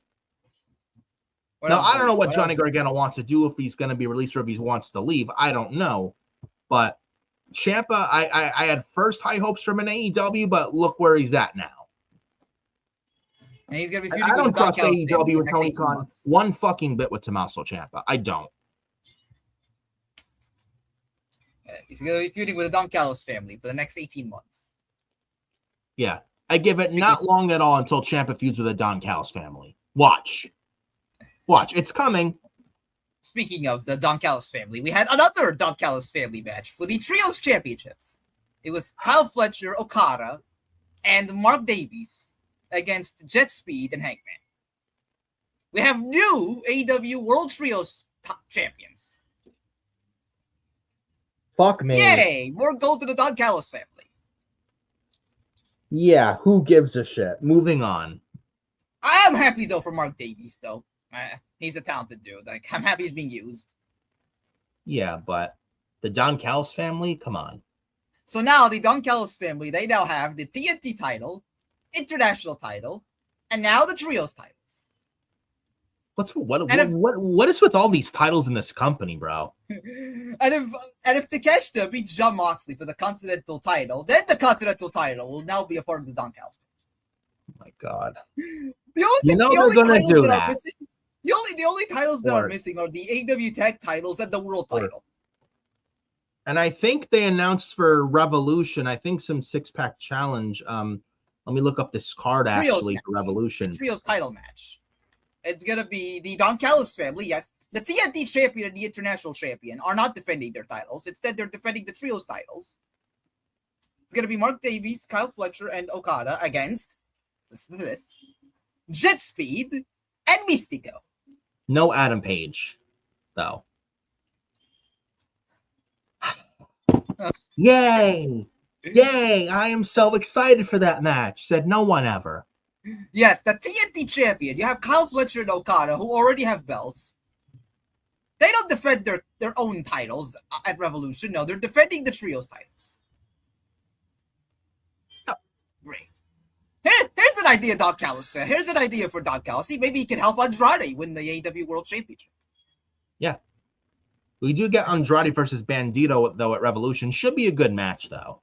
Yeah. And then what else do we have on Dynamite? Well, we had the Brawling Birds. Yes, that's an actual name. We have Jamie Hayter and Alex Windsor defeating the Inspiration. Who? Jamie Hayter and Inspiration. Who? Yeah. Yeah, we have Billy Kay and Peyton Royce. Yeah. Oh, speaking of whom, you know, Jey Uso and the nauseating running it back Yeaton, the Inspiration, bro. Holy fuck. They must have been watching Jey Uso segments lately. Yeah. I don't blame him. I don't blame him 1 bit. The Inspiration, bro. You need any more reason why this show sucked this past week? There you have it, right there. The fucking they are running it back. Yeah, you thought running it back with Jey Uso was bad. Holy shit, this was 10 times worse. I mean, they clearly are huge fans of Jey Uso. They clearly want to run it back. But my God, this was so awful. This was more than bad. This was god-awful, bro. Oh, my God. God-awful. And the Inspiration, job to Jamie Hayter and Alex Windsor. Job to them. Why was this on this show? I would love to know. What did this do for either lady? What does this do for Cassie Lee and Jessie McKay and Jamie Hayter and Alex Windsor? Can you answer this? What this accomplished for either woman out there last night? 0. This is the best we're coming up with for Jamie Hayter and Alex Windsor. This is the best we have for them. And running it back with the Inspiration. Poor Jamie Hayter, bro. Poor Jamie Hayter. Like you couldn't have booked anything else on the show. You couldn't have booked anything else. Speaking of things that running it back. Bad. And AEW, yeah, we're the best wrestle. The Inspiration don't even match AEW. We're the best wrestle. This was so cringe, bro. This was so. Speaking of running it back, yeah. Inspiration was the Iconics were bad in WWE, even in TNA and in WWE. But my goodness, like they're running AEW. Honestly, this is worse than they're running WWE. That's saying something. That's how bad this thing was. Why even sign the Inspiration? Why even sign the Inspiration at that point? You have enough problems. Don't say that, AEW has enough They're gonna run it back. problems, and they signed the Inspiration only to have them lose and be fucking jobbers, scrubs. Don't say that, pal. Next week they're gonna run it back. Oh my god. Speaking God of running help it us back, all if that happens. yeah. Speaking of running it back, we had the main event. The main event of this Dynamite was Thekla retaining against. Oh, actually, before Thunder that, Rosa. we did get Orange Cassidy and Darby Allin versus Gabe Kidd and Clark Connors. Well, before we talk about that, we may as well save it for last. We had Thekla retaining against Thunder Rosa, and they're running back Thekla and Chris Statlander at Revolution in a 2 out of 3 falls match. Can we please end the Statlander and Thekla feud already? Yeah, running it back indeed. Yeah. Please end the fucking feud already. How many times have we seen this with Statlander and Thekla? I love both ladies, but why are we getting this match again? And Statlander lost clean for that title to Thekla not long ago on Dynamite. Why are we getting another match with those two at the pay-per-view? Why? Why? Yeah, Tony Cuddy loves his rematches, pal. Loves his rematches. And Thekla's not losing here, too. So why even book the match? Awful. Fucking awful. And Thunder Rosa and Thekla. Did Thunder Rosa win? Of course not. Of course not. If you guess Thunder Rosa winning, you are incorrect. Yeah. Thekla retains. Predictable. And man, poor Thunder Rosa as well, man. You bring her back just to have her lose to Thekla. Again, why was this on the show too? Like the same thing with Jamie Windsor and the Inspiration. Why was this on this show? Why was Jon Moxley facing Hechicero? Like why is this on Dynamite? This is your flagship show, and this is the best you could come up with. And you should be building towards Revolution. Yeah. You should be building towards the pay-per-view in the middle of March. And this is the slop we got on Wednesday last night on TBS. Embarrassing. Fucking embarrassing. And then we got Orange Cassidy and Darby Allin versus Gabe Kidd and Clark Connors. And we get the debut of David Finlay, who was supposed to go to NXT, but apparently it was rumors of him being lowballed, or he was not being offered a main roster contract on NXT. He was not going to be offered a contract to skip NXT, go to the main roster. But apparently AEW offered him more money, and that he went to AEW, and it was said that he was signed to the AEW since last week, according to Sean Ross Sapp of Fightful, who, by the way, is an AEW shill, by the way, is Sappy Boy. Yeah, Sappy. Apparently for this news, for what this could tell me, what this tells me is that, they were in talks, WWE and David Finlay. They were in talks even up until the last week. And the plan, David Finlay was offered a deal to come to NXT, start in NXT, and apparently, what this tells me, he had no problems. There wasn't any heat or anything. David Finlay was actually willing to start in NXT, but from what I'm hearing, what this tells me is that he was lowballed. Apparently, they did want him, but they didn't really offer him like a significant deal. Like, it doesn't have to be like main roster money or anything. Just, that deal was like maybe even below an NXT contract. Yeah, but the money isn't everything, though. Yeah, it's more money in AEW, but it's not everything. What is David Finlay gonna do in AEW? He'll maybe hot for like 4 weeks, and then Tony will get bored of him very quickly and put him in the used toy chest. That's exactly what's gonna happen to David Finlay. I guarantee it. I give it 4 weeks. Honestly, when I'm coming from this mindset, I kind of don't blame David Finlay because if they really wanted him that badly, they would bring him in. But then you offer him a deal that kind of lowballs him. Like it doesn't have to be big money. Honestly, even if it wasn't more than AEW and it wasn't main roster money, like Like, wasn't he just not thought of to have at least a decent offer? Like, I don't think the deal could have been that bad. I don't think the deal could have been that bad, though. No. Honestly, what this speaks to me, like, I mean, I don't know if it's true or not, but it speaks to me was that they didn't offer him, a deal that was appeasing to him. I don't know. But it's like, what's so wrong with starting in NXT? Not everybody knows who David Finlay is. Yeah, he's the son I don't think the issue was working NXT. I think he would have been fine with it. It's just the offer. The kind of offer he got. I don't know. I think that's the issue. I think that's the issue that he had more than anything. Not that he had an issue working NXT. I mean, do I think the WWE wanted him? Yes, but maybe it wasn't the right time with the money offer. I mean, I don't know. Who knows what the real story is, but David Finlay did take the AEW money. I mean, maybe he's in AEW for a couple years and then he goes to WWE after a few years in AEW. I kind of see where his mindset is. Maybe I could see where his mindset is. If they don't think that he's a big deal, then maybe he could start in AEW first. And if it all works out, and I hope it works out for him. If it all works out well for him, I don't think he'll be AEW World Champion, honestly. Nah. But if he's maybe at least in an upper mid-card role and he gets over, maybe he wins an international title. Maybe the War Dogs, maybe they win the trios titles. That and maybe 2-3 years down the road and he's made a name for himself. Maybe WWE gives him a better offer than the one they gave him initially. Yeah, I do think they did want him, but maybe it just wasn't the right time. Maybe.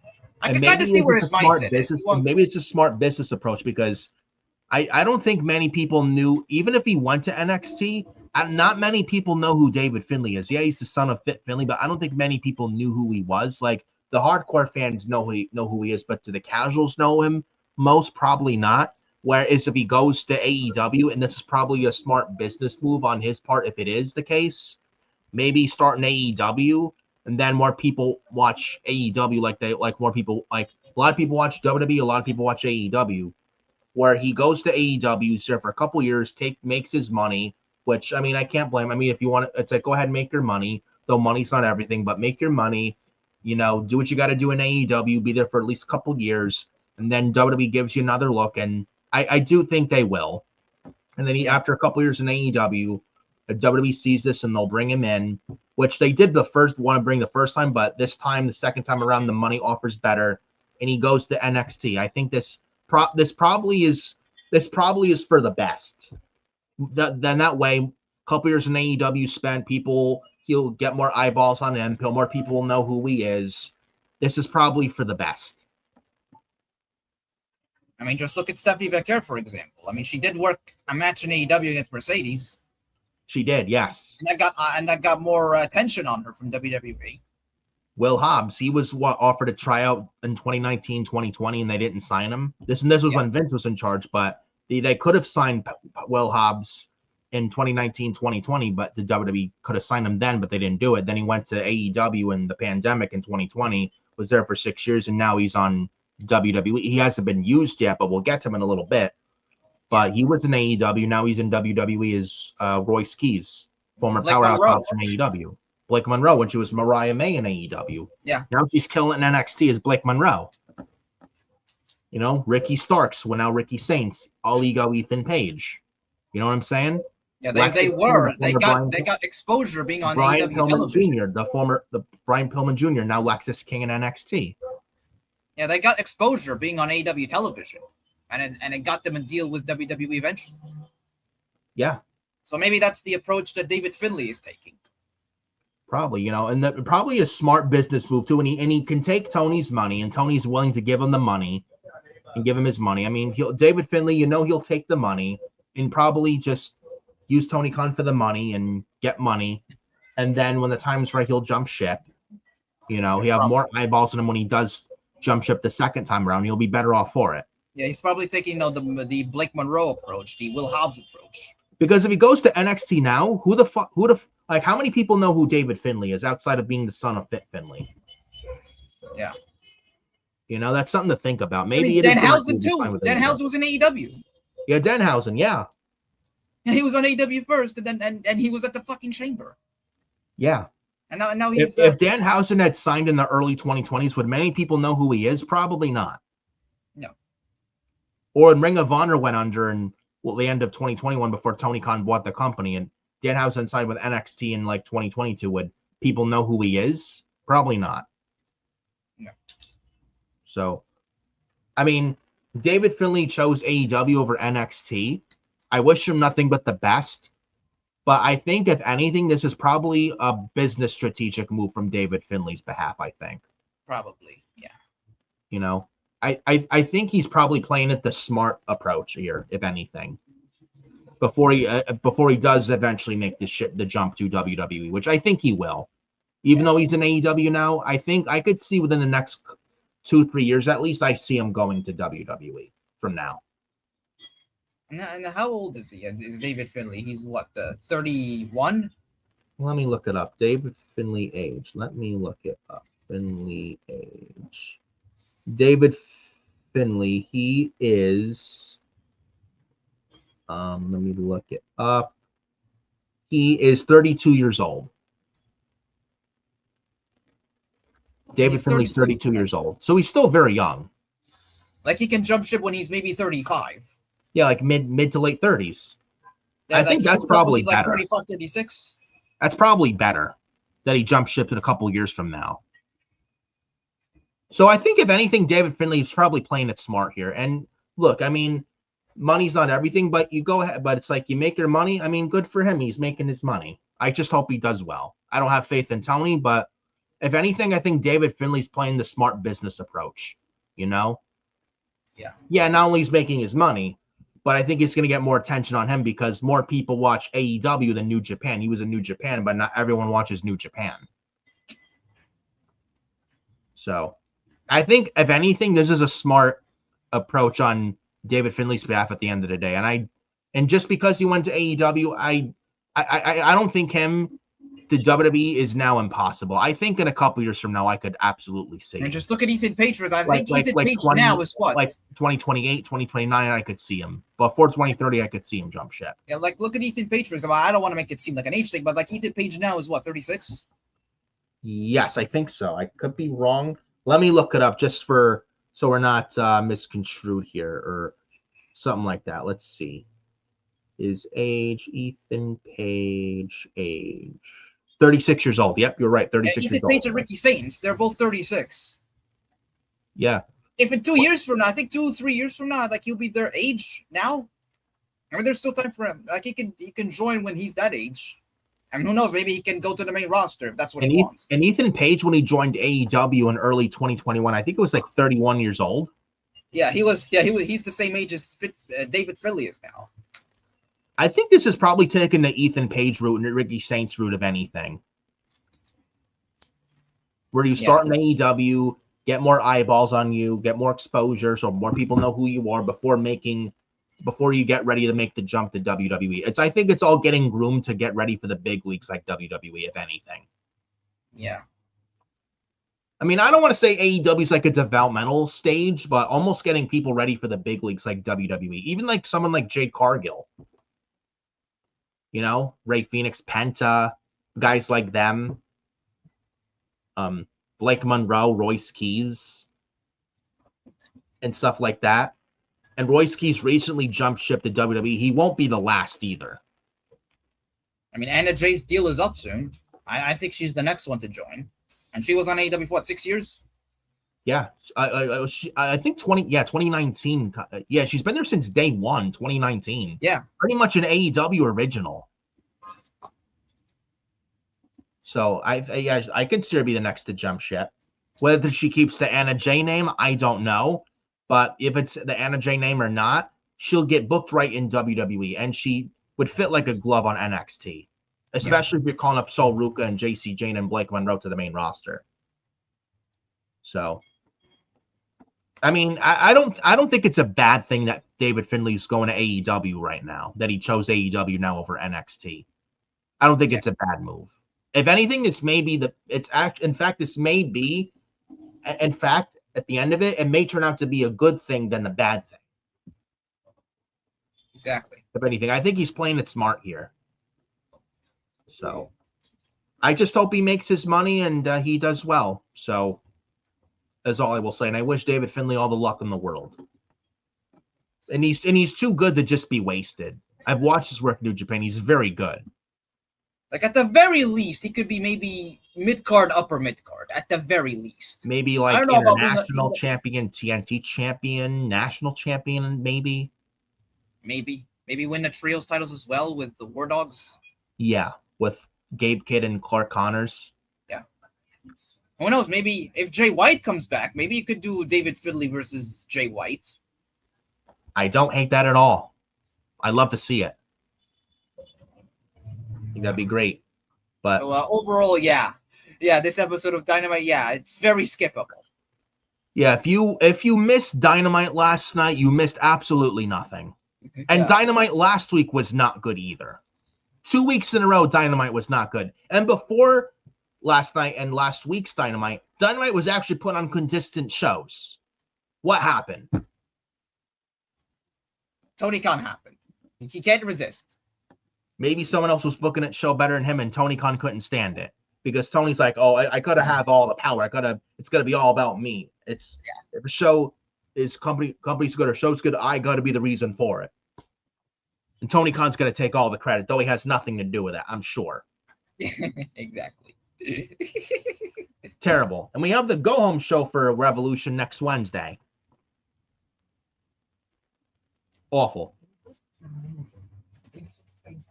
And then the few other topics for the end of this episode, real quick. Mentioned Royce Keyes not long ago. Apparently, there's no plans in WWE now for Royce Keyes, which I find that very hard to believe. I find that very hard to believe here, folks. You can pull up the article right here. So this is according to bodyslam.net, a report from bodyslam.net. It says that WWE has been utilizing Royce Keyes in dark matches to give him additional, quote, in-ring reps while the creative team finalizes his specific direction. And it was said that this period of acclimation is standard for most incoming talent. And it was said that WWE had no plans for Royce Keyes. Again, I don't believe it. I think it's for now. I would say maybe he is finally on television with plans coming out of WrestleMania, I think. You probably say the same thing. I don't know how you feel about it. Maybe you think different than I do, but but go ahead. I mean, they've been promoting that interview that he did with Stephanie. With Stephanie McMahon on What's Your Story podcast. Yeah. No plans indeed, yeah. Yeah, they had no plans, but they're still promoting that interview. And it also says the outlet noted that his absence from television is not a cause for concern, stating that 99% of talents who are hired go through that process. And as it says that the wait for the powerhouse to air on television may be nearing its end. And it says that WWE has reportedly already started filming vignettes for Royce Keyes that are expected to begin airing shortly. It says that while he was a free agent upon his debut, Friday Night SmackDown is still viewed as the most likely landing spot for him when he does make his debut on WWE television. As the industry moves forward toward WrestleMania 42 at Allegiant Stadium, timing of Keyes' official television debut will be critical. With vignettes on the horizon, he could potentially factor into the Andre the Giant Memorial Battle Royal or be saved until after WrestleMania to officially start his WWE run. I would say after Mania, if anything. I don't know how smart it is to have him in the Battle Royal, unless he wins it. So I mean, they're on the build up to Mania. I don't know what you would do with him at WrestleMania. Where does he fit on the WrestleMania card?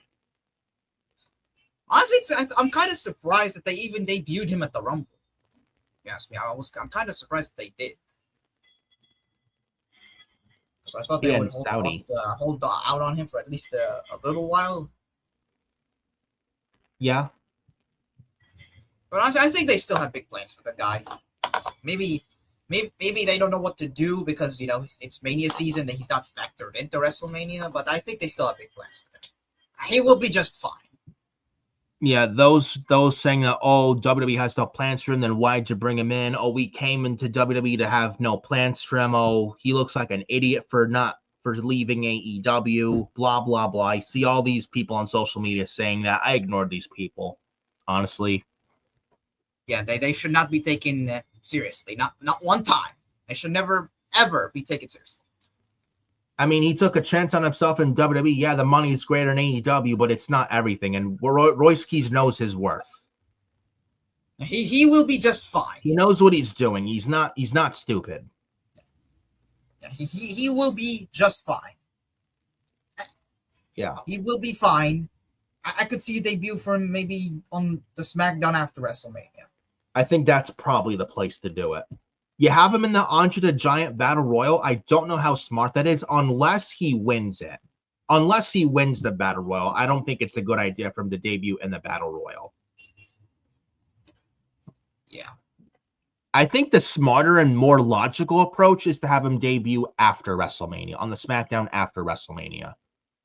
Where it's the start of their new season. They start fresh, clean slate. I think that's the way to do it.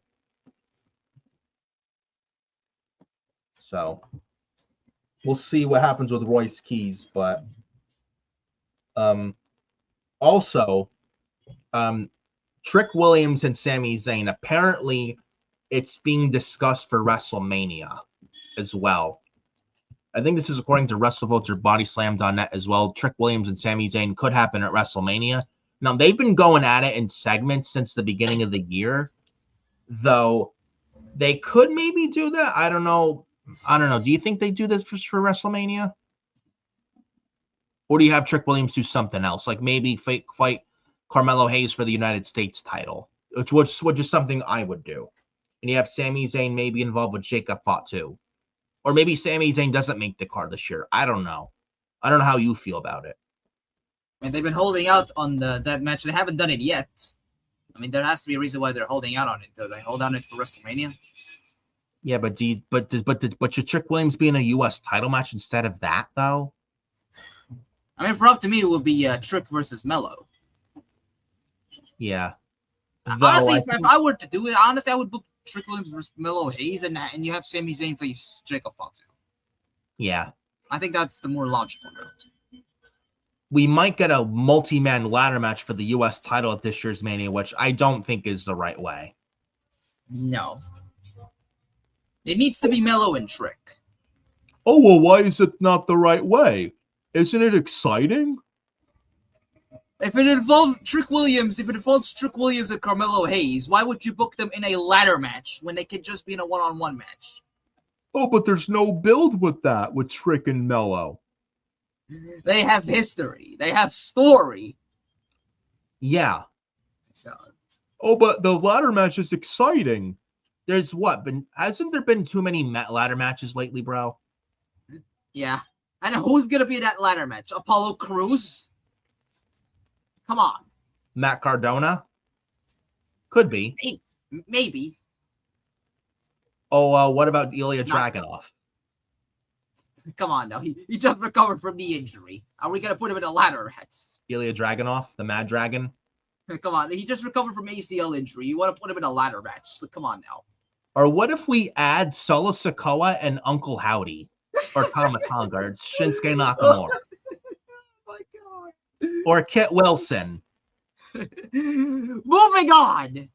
Or what about your favorite? I want to see your facial reaction if The Miz is added to there.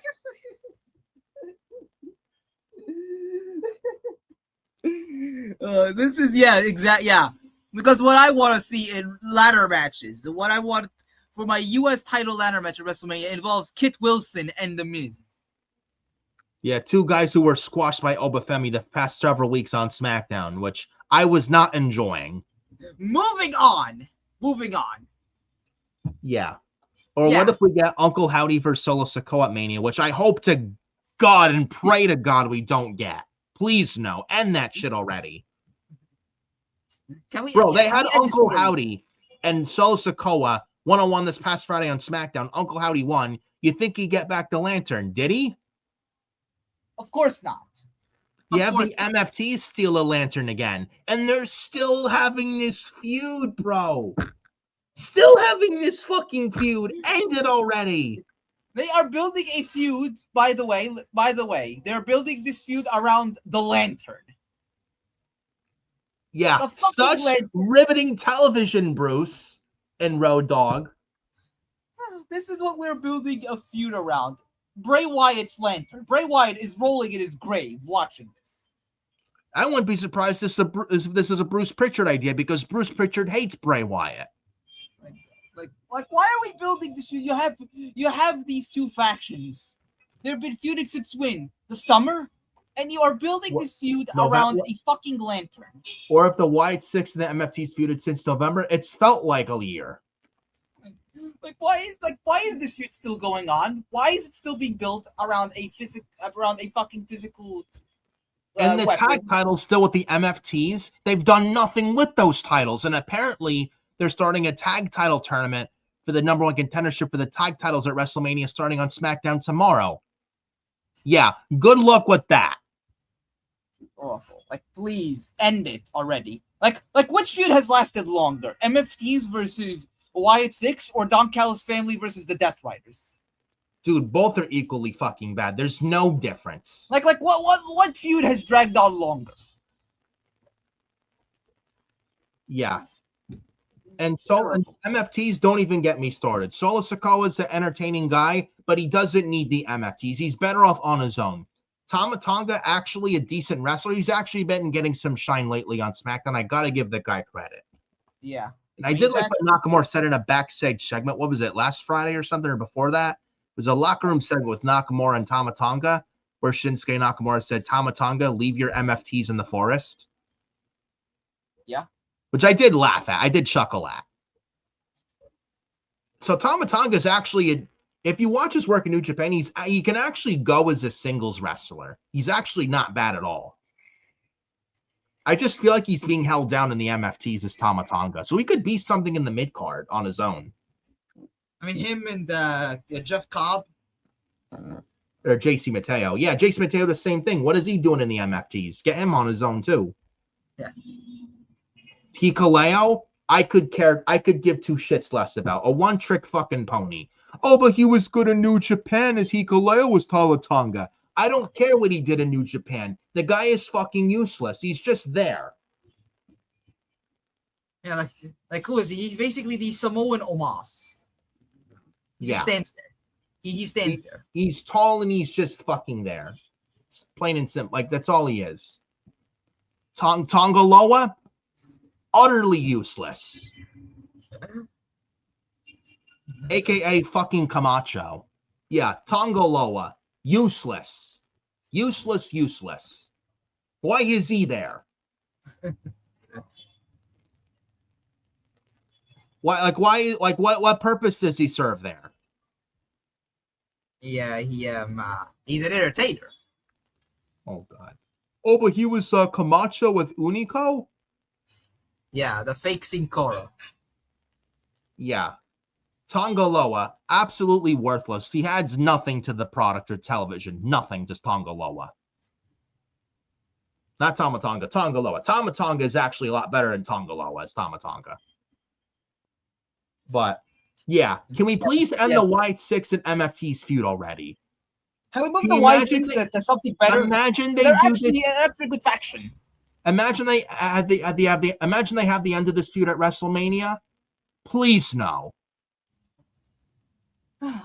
Imagine they do that shit. Imagine if this company actually has the fucking balls to do that. Honestly, the worst thing, I actually think they may do it. I actually think this is actually going to last until WrestleMania. God help us all if that happens. And like, what else are they going to do? Like, this feud has lasted so long. If that happens at Mania, if the Wyatt Six and MFTs happen at WrestleMania, bro, you know what I'll be doing? Taking a fucking bathroom break. I'm not watching that match at Mania if that is the plan for WrestleMania. I feel bad for the Wyatt Six. They're actually a good faction, and this is the best you can come up with. That's the best you can do with them. The feuding over a lantern against the MFTs. The sooner they end this MFTs and Wyatt 6 shit, the better. And can we get the titles off the MFTs, please? Have they done anything on them? No. Like, you got, like, who you got, like, just look who you got in that SmackDown tag division. You have Motor City Machine Guns. You have Fraxium. You have Los Garza as well. You have Los Garza as well. You have Los Garza, Motor City Machine Guns, Fraxium, some of the most talented tag teams on that SmackDown tag division, and you're doing nothing with them. Absolutely atrocious. We need to get those titles off the MFTs as well.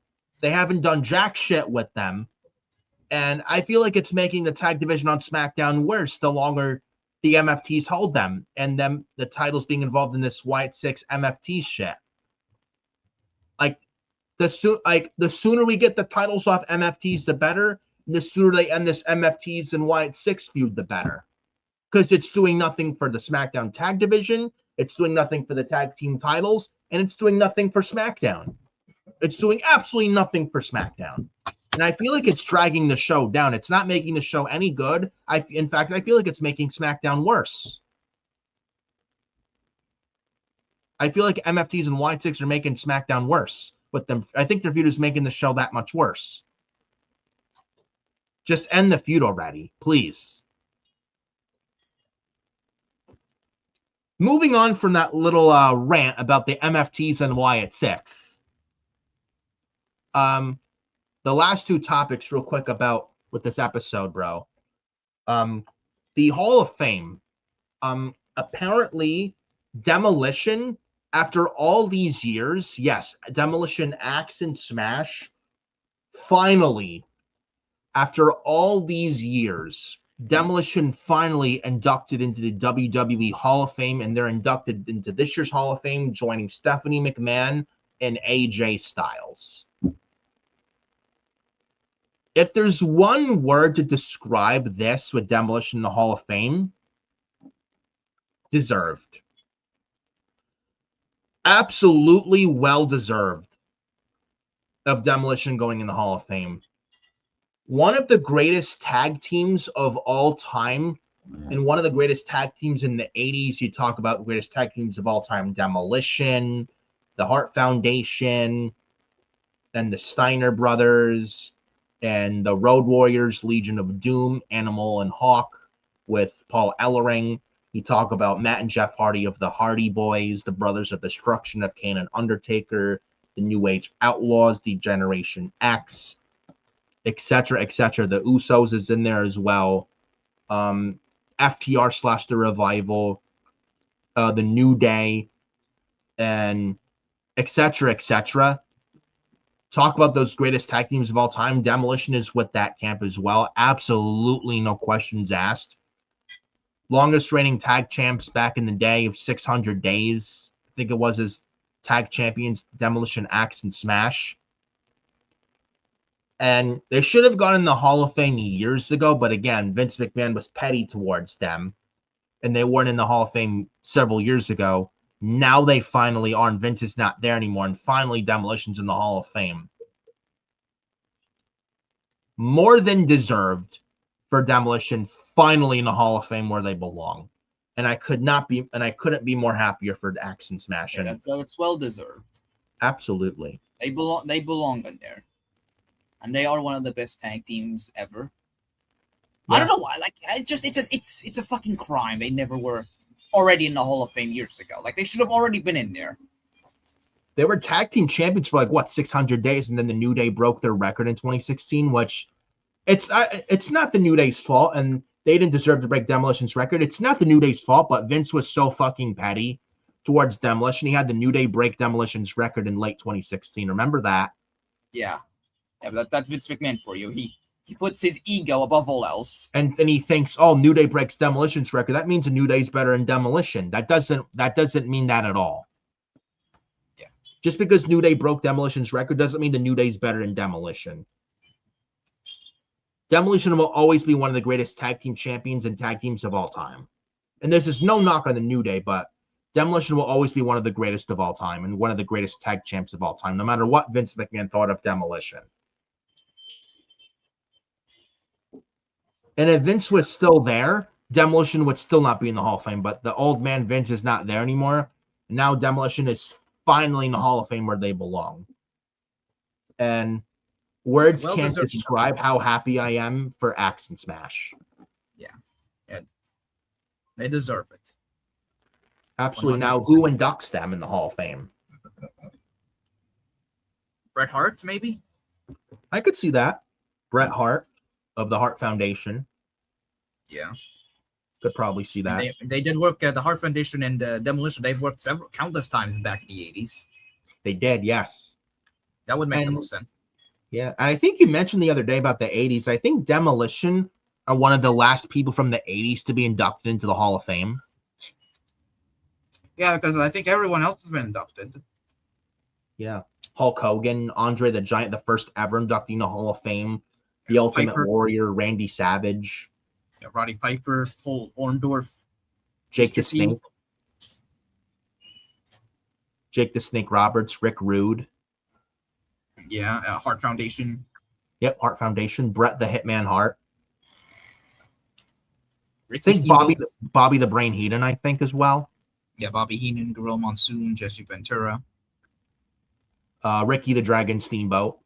Yeah, Ricky Steamboat. Yeah, Savage. George Steele. George the Animal Steele. Yep. George the Animal Steele, who would eat the turnbuckle back in the day. Yeah. Honky Tonk Man. Yep, one of the greatest Intercontinental champions in history until Gunther broke his record. Yeah.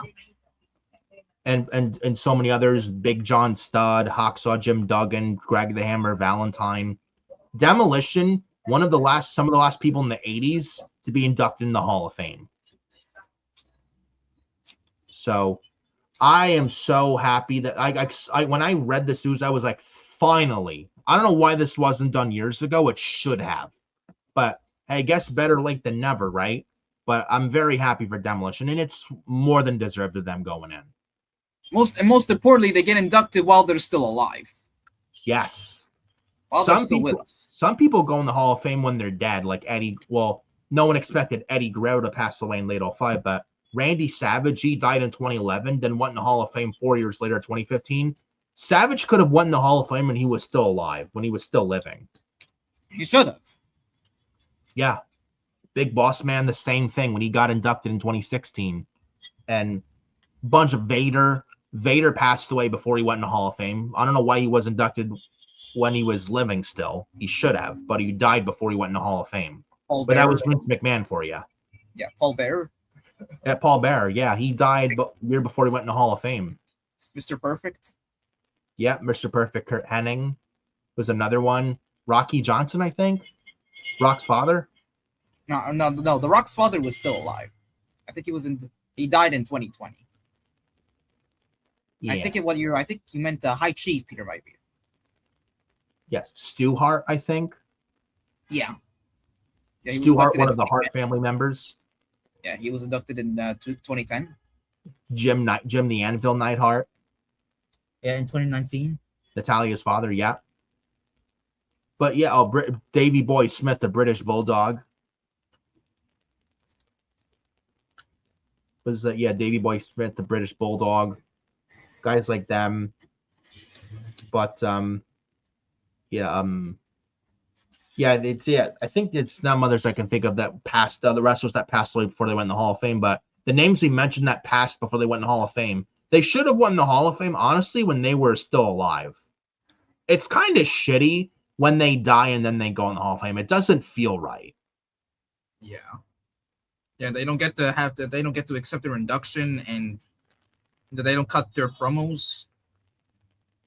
Yeah, it's just, it doesn't feel right at all. Oh, Yokozuna is another one. Yokozuna. Well, he passed away in 2000 before they brought back the Hall of Fame. Yeah, but think they did it with Bruno Sammartino with the Hall of Fame before he passed away. So luckily they did it with Bruno. Yeah, Bruno. At least he got his induction while he was alive. Very true. And the same thing with the Ultimate Warrior. Days after getting inducted, he passed away. which is still eerie, even 12 2014, years later. very, very sad. He got inducted in the Hall of Fame. Then the Raw to WrestleMania 30 in 2014. His words were so eerie. Said the Warrior lives forever. Then the next day he passed away. Very, very sad. But this is well deserved for Demolition for going in. I wonder who else gets inducted this year. So you got AJ Styles, you got Stephanie McMahon, you got Demolition. I wonder who else. If we're talking posthumous inductees, because they induct people into the Hall of Fame who are sadly no longer with us. I mentioned all these guys. If we're talking, if we have at least one posthumous inductee, and we got before we talk about that, another team from the 80s that was also inducted last year, the natural disasters. Yes, Earthquake and Typhoon. Yeah, Earthquake. Yeah, he was a posthumous inductee last year. Yes. Yep. It was natural disasters. Triple H and Michelle McCool inducted last year. Yeah. If I can predict the next inductee this year, I would say Psycho Sid. Yes, Psycho Sid. I could absolutely see that, and I would love to see that. I mean, former WWE champion, but I mean, he had history in the 90s with Shawn Michaels and The Undertaker and Stone Cold Steve Austin and Bret Hart. He main evented WrestleMania. Yep, with The Undertaker, WrestleMania 13 in Chicago in 1997. Yeah, when Undertaker still had the streak. Yeah, I could see him inducted. Yeah, I wouldn't mind that at all. And he's also deserved of a Hall of Fame induction. And I think he died last year recently? 2 years ago. 2 years ago he passed away. I think even Matt Hardy mentioned not long ago on his podcast or something like that. Now, I don't think this man would ever get inducted. Owen Hart. Matt Hardy mentioned Owen Hart should go in the Hall of Fame. Not long ago, did Matt Hardy said that? I mean, you should, but it's never going to happen. The way how Owen Hart passed away in May 1999 when it was a stunt and a technicality went wrong and he dropped 50 feet to his death and he died. And then the WWE had to go to the next segment, but Owen Hart's wife is still very angry at WWE for what happened. I mean, I don't blame her, if I'm honest. I don't actually blame her. I know the WWE had a show to run, but they could have handled it better. Do I think Owen deserves to be inducted, but I don't think it's ever going to happen. No, I doubt it. I doubt it very much. It's never going to happen. Although he will have a much better chance of being inducted than fucking Benoit. Yeah, some people actually think Chris Benoit will go in the Hall of Fame. Oh, what about 20 years later, 07? Enough time will pass. He'll go in the Hall of Fame. Absolutely not. That will never. That's even less likely than Owen. Chris Benoit, one of the greatest wrestlers of all time, but what he did to his family, but because of what he did to Nancy and Daniel in June 07 with the double murder-suicide incident, he'll never go in the Hall of Fame. He would have gone in the Hall of Fame had he not done what he did to Nancy and Daniel. Yeah. People like Bam Bam Bigelow or Miss Elizabeth in the Hall of Fame. I think, Miss Elizabeth hasn't yet been inducted. I think she should soon. Yeah, she was a big vital part in Randy Savage with Hulk and with Randy Savage, even with the Savage Hulk Hogan Mega Powers colliding WrestleMania 5. She was a big part of Randy Savage's big act in the 80s, even in the 90s, going into the 90s. She was a big part of that in Randy Savage's career. I don't know about I would say yes, she deserves the Hall of Fame, but I don't know if it would ever happen.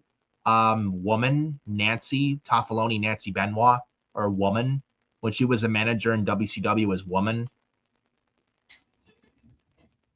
Yeah, Chris Benoit doesn't deserve the Hall of Fame, but I don't know. But I would say probably Nancy Benoit, woman, deserves the Hall of Fame. Honestly, I think she's much more deserving, but because of what the Benoit tragedy, I don't know if it would ever happen. I don't think it's ever going to happen because Chris was the one who took her life, but she did nothing wrong. But her and Daniel, they did nothing wrong. Unfortunately, though, if she gets inducted, then unfortunately, that's what people are going to think of that last week in June of 07. Yeah, I don't know. I would say she does deserve it, though.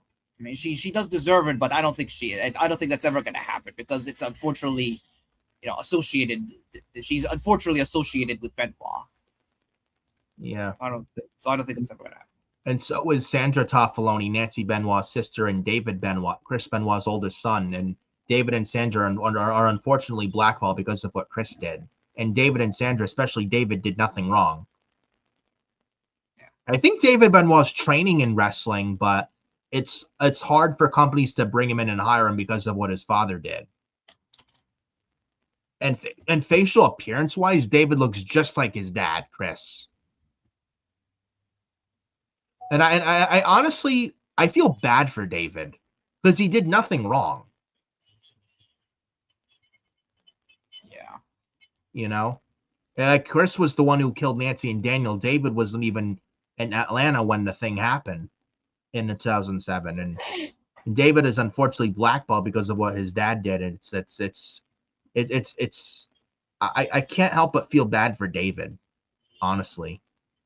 But yeah, so in terms of Hall of Fame inductions, Benoit, that's never going to happen. Chris Benoit, he's never going to get inducted. Owen, those who think, oh, Chris Benoit in the Hall of Fame, those people are mental. Yeah. I mean, Owen Hart, I would like to see it, but that's never going to happen. Nancy Benoit, I'd like to see it too, but that's never going to happen too. What about Mickie James in the Hall of Fame? She should. Or Victoria. Victoria should be in there. Maybe next year. Maybe we're going to get inducted in Saudi. Maybe William Regal. He's not yet in the Hall of Fame. William Regal. Maybe this year. Who knows? I think he's another guy who should have went in years ago. And he's more than deserving of a Hall of Fame induction too. Batista should absolutely go in one of these years. He was supposed to go in 6 years ago, but then COVID happened around this time 6 years ago. Batista was supposed to go in. John Cena, I don't see this year, and I don't see next year. I see at least 2028 John Cena going in. Is what I feel. But not this year. So you got AJ Styles, you got Stephanie McMahon, Demolition. So, not a bad lineup for this year's Hall of Fame. And speaking of which, and this will be the last topic for this episode, the Hall of Fame this year is taking place 1 hour after SmackDown this year's WrestleMania week, which I don't like. You have the SmackDown before Mania, 8 to 11, then within the next hour, 12 a.m. midnight on Saturday, April 18th this year at 12 a.m. midnight, the Hall of Fame. Why? Triple H was inducted last year's Hall of Fame, and you've seen guys like Booker T falling asleep because it was fucking late at night. I don't understand why you would do the Hall of Fame this year so late, just like last year.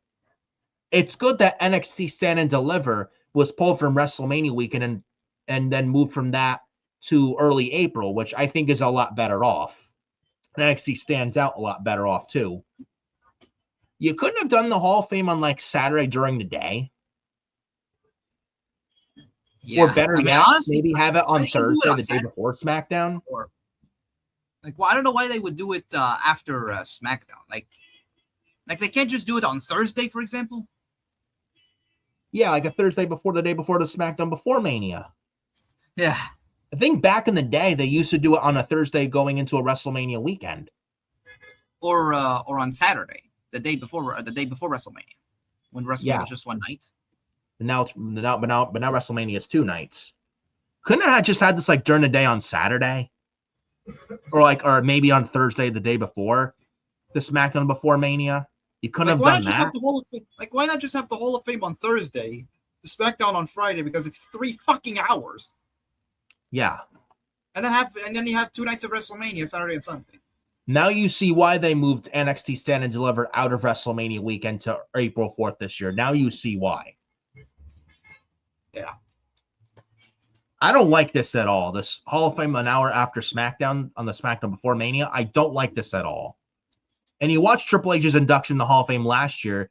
People like Booker T and some others were falling asleep because it was so fucking late. You can't blame them for that. It's fucking late at night.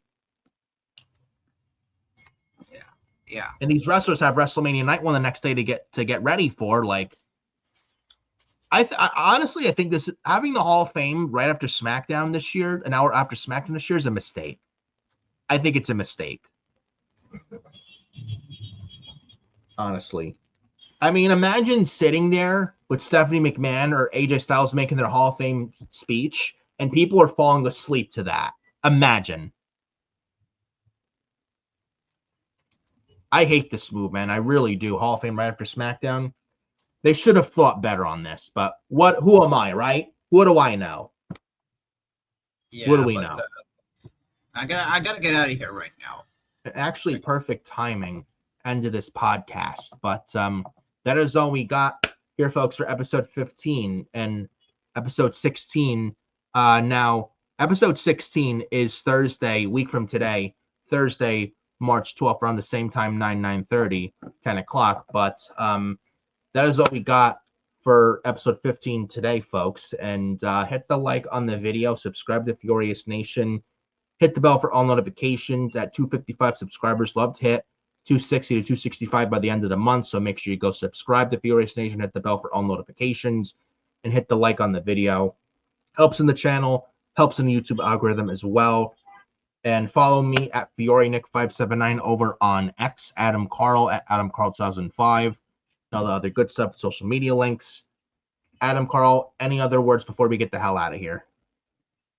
I'm looking forward to next week's episode.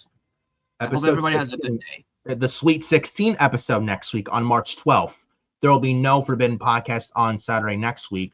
Trying to experiment the Forbidden Podcast on Thursdays. If it goes well, may move it to Thursdays permanently. But Thursday for next week, definitely for episode 16 for sure, because ACW Aftershock in Poughkeepsie, New York, Saturday, March 14th. So, but we appreciate you guys joining us here for episode 15. Looking forward to Sweet 16 episode next week, next Thursday, week from today. And hope, and I'm sure we'll get a lot to talk about coming out of SmackDown tomorrow. So, finally on the road to WrestleMania, hopefully. But we'll see you next week for episode 16 of Forbidden Podcast here next week on YouTube on a week from Thursday. Enjoy the rest of your Thursday. We will see you next week for episode 16 next Thursday here on YouTube for the Forbidden Podcast. Peace.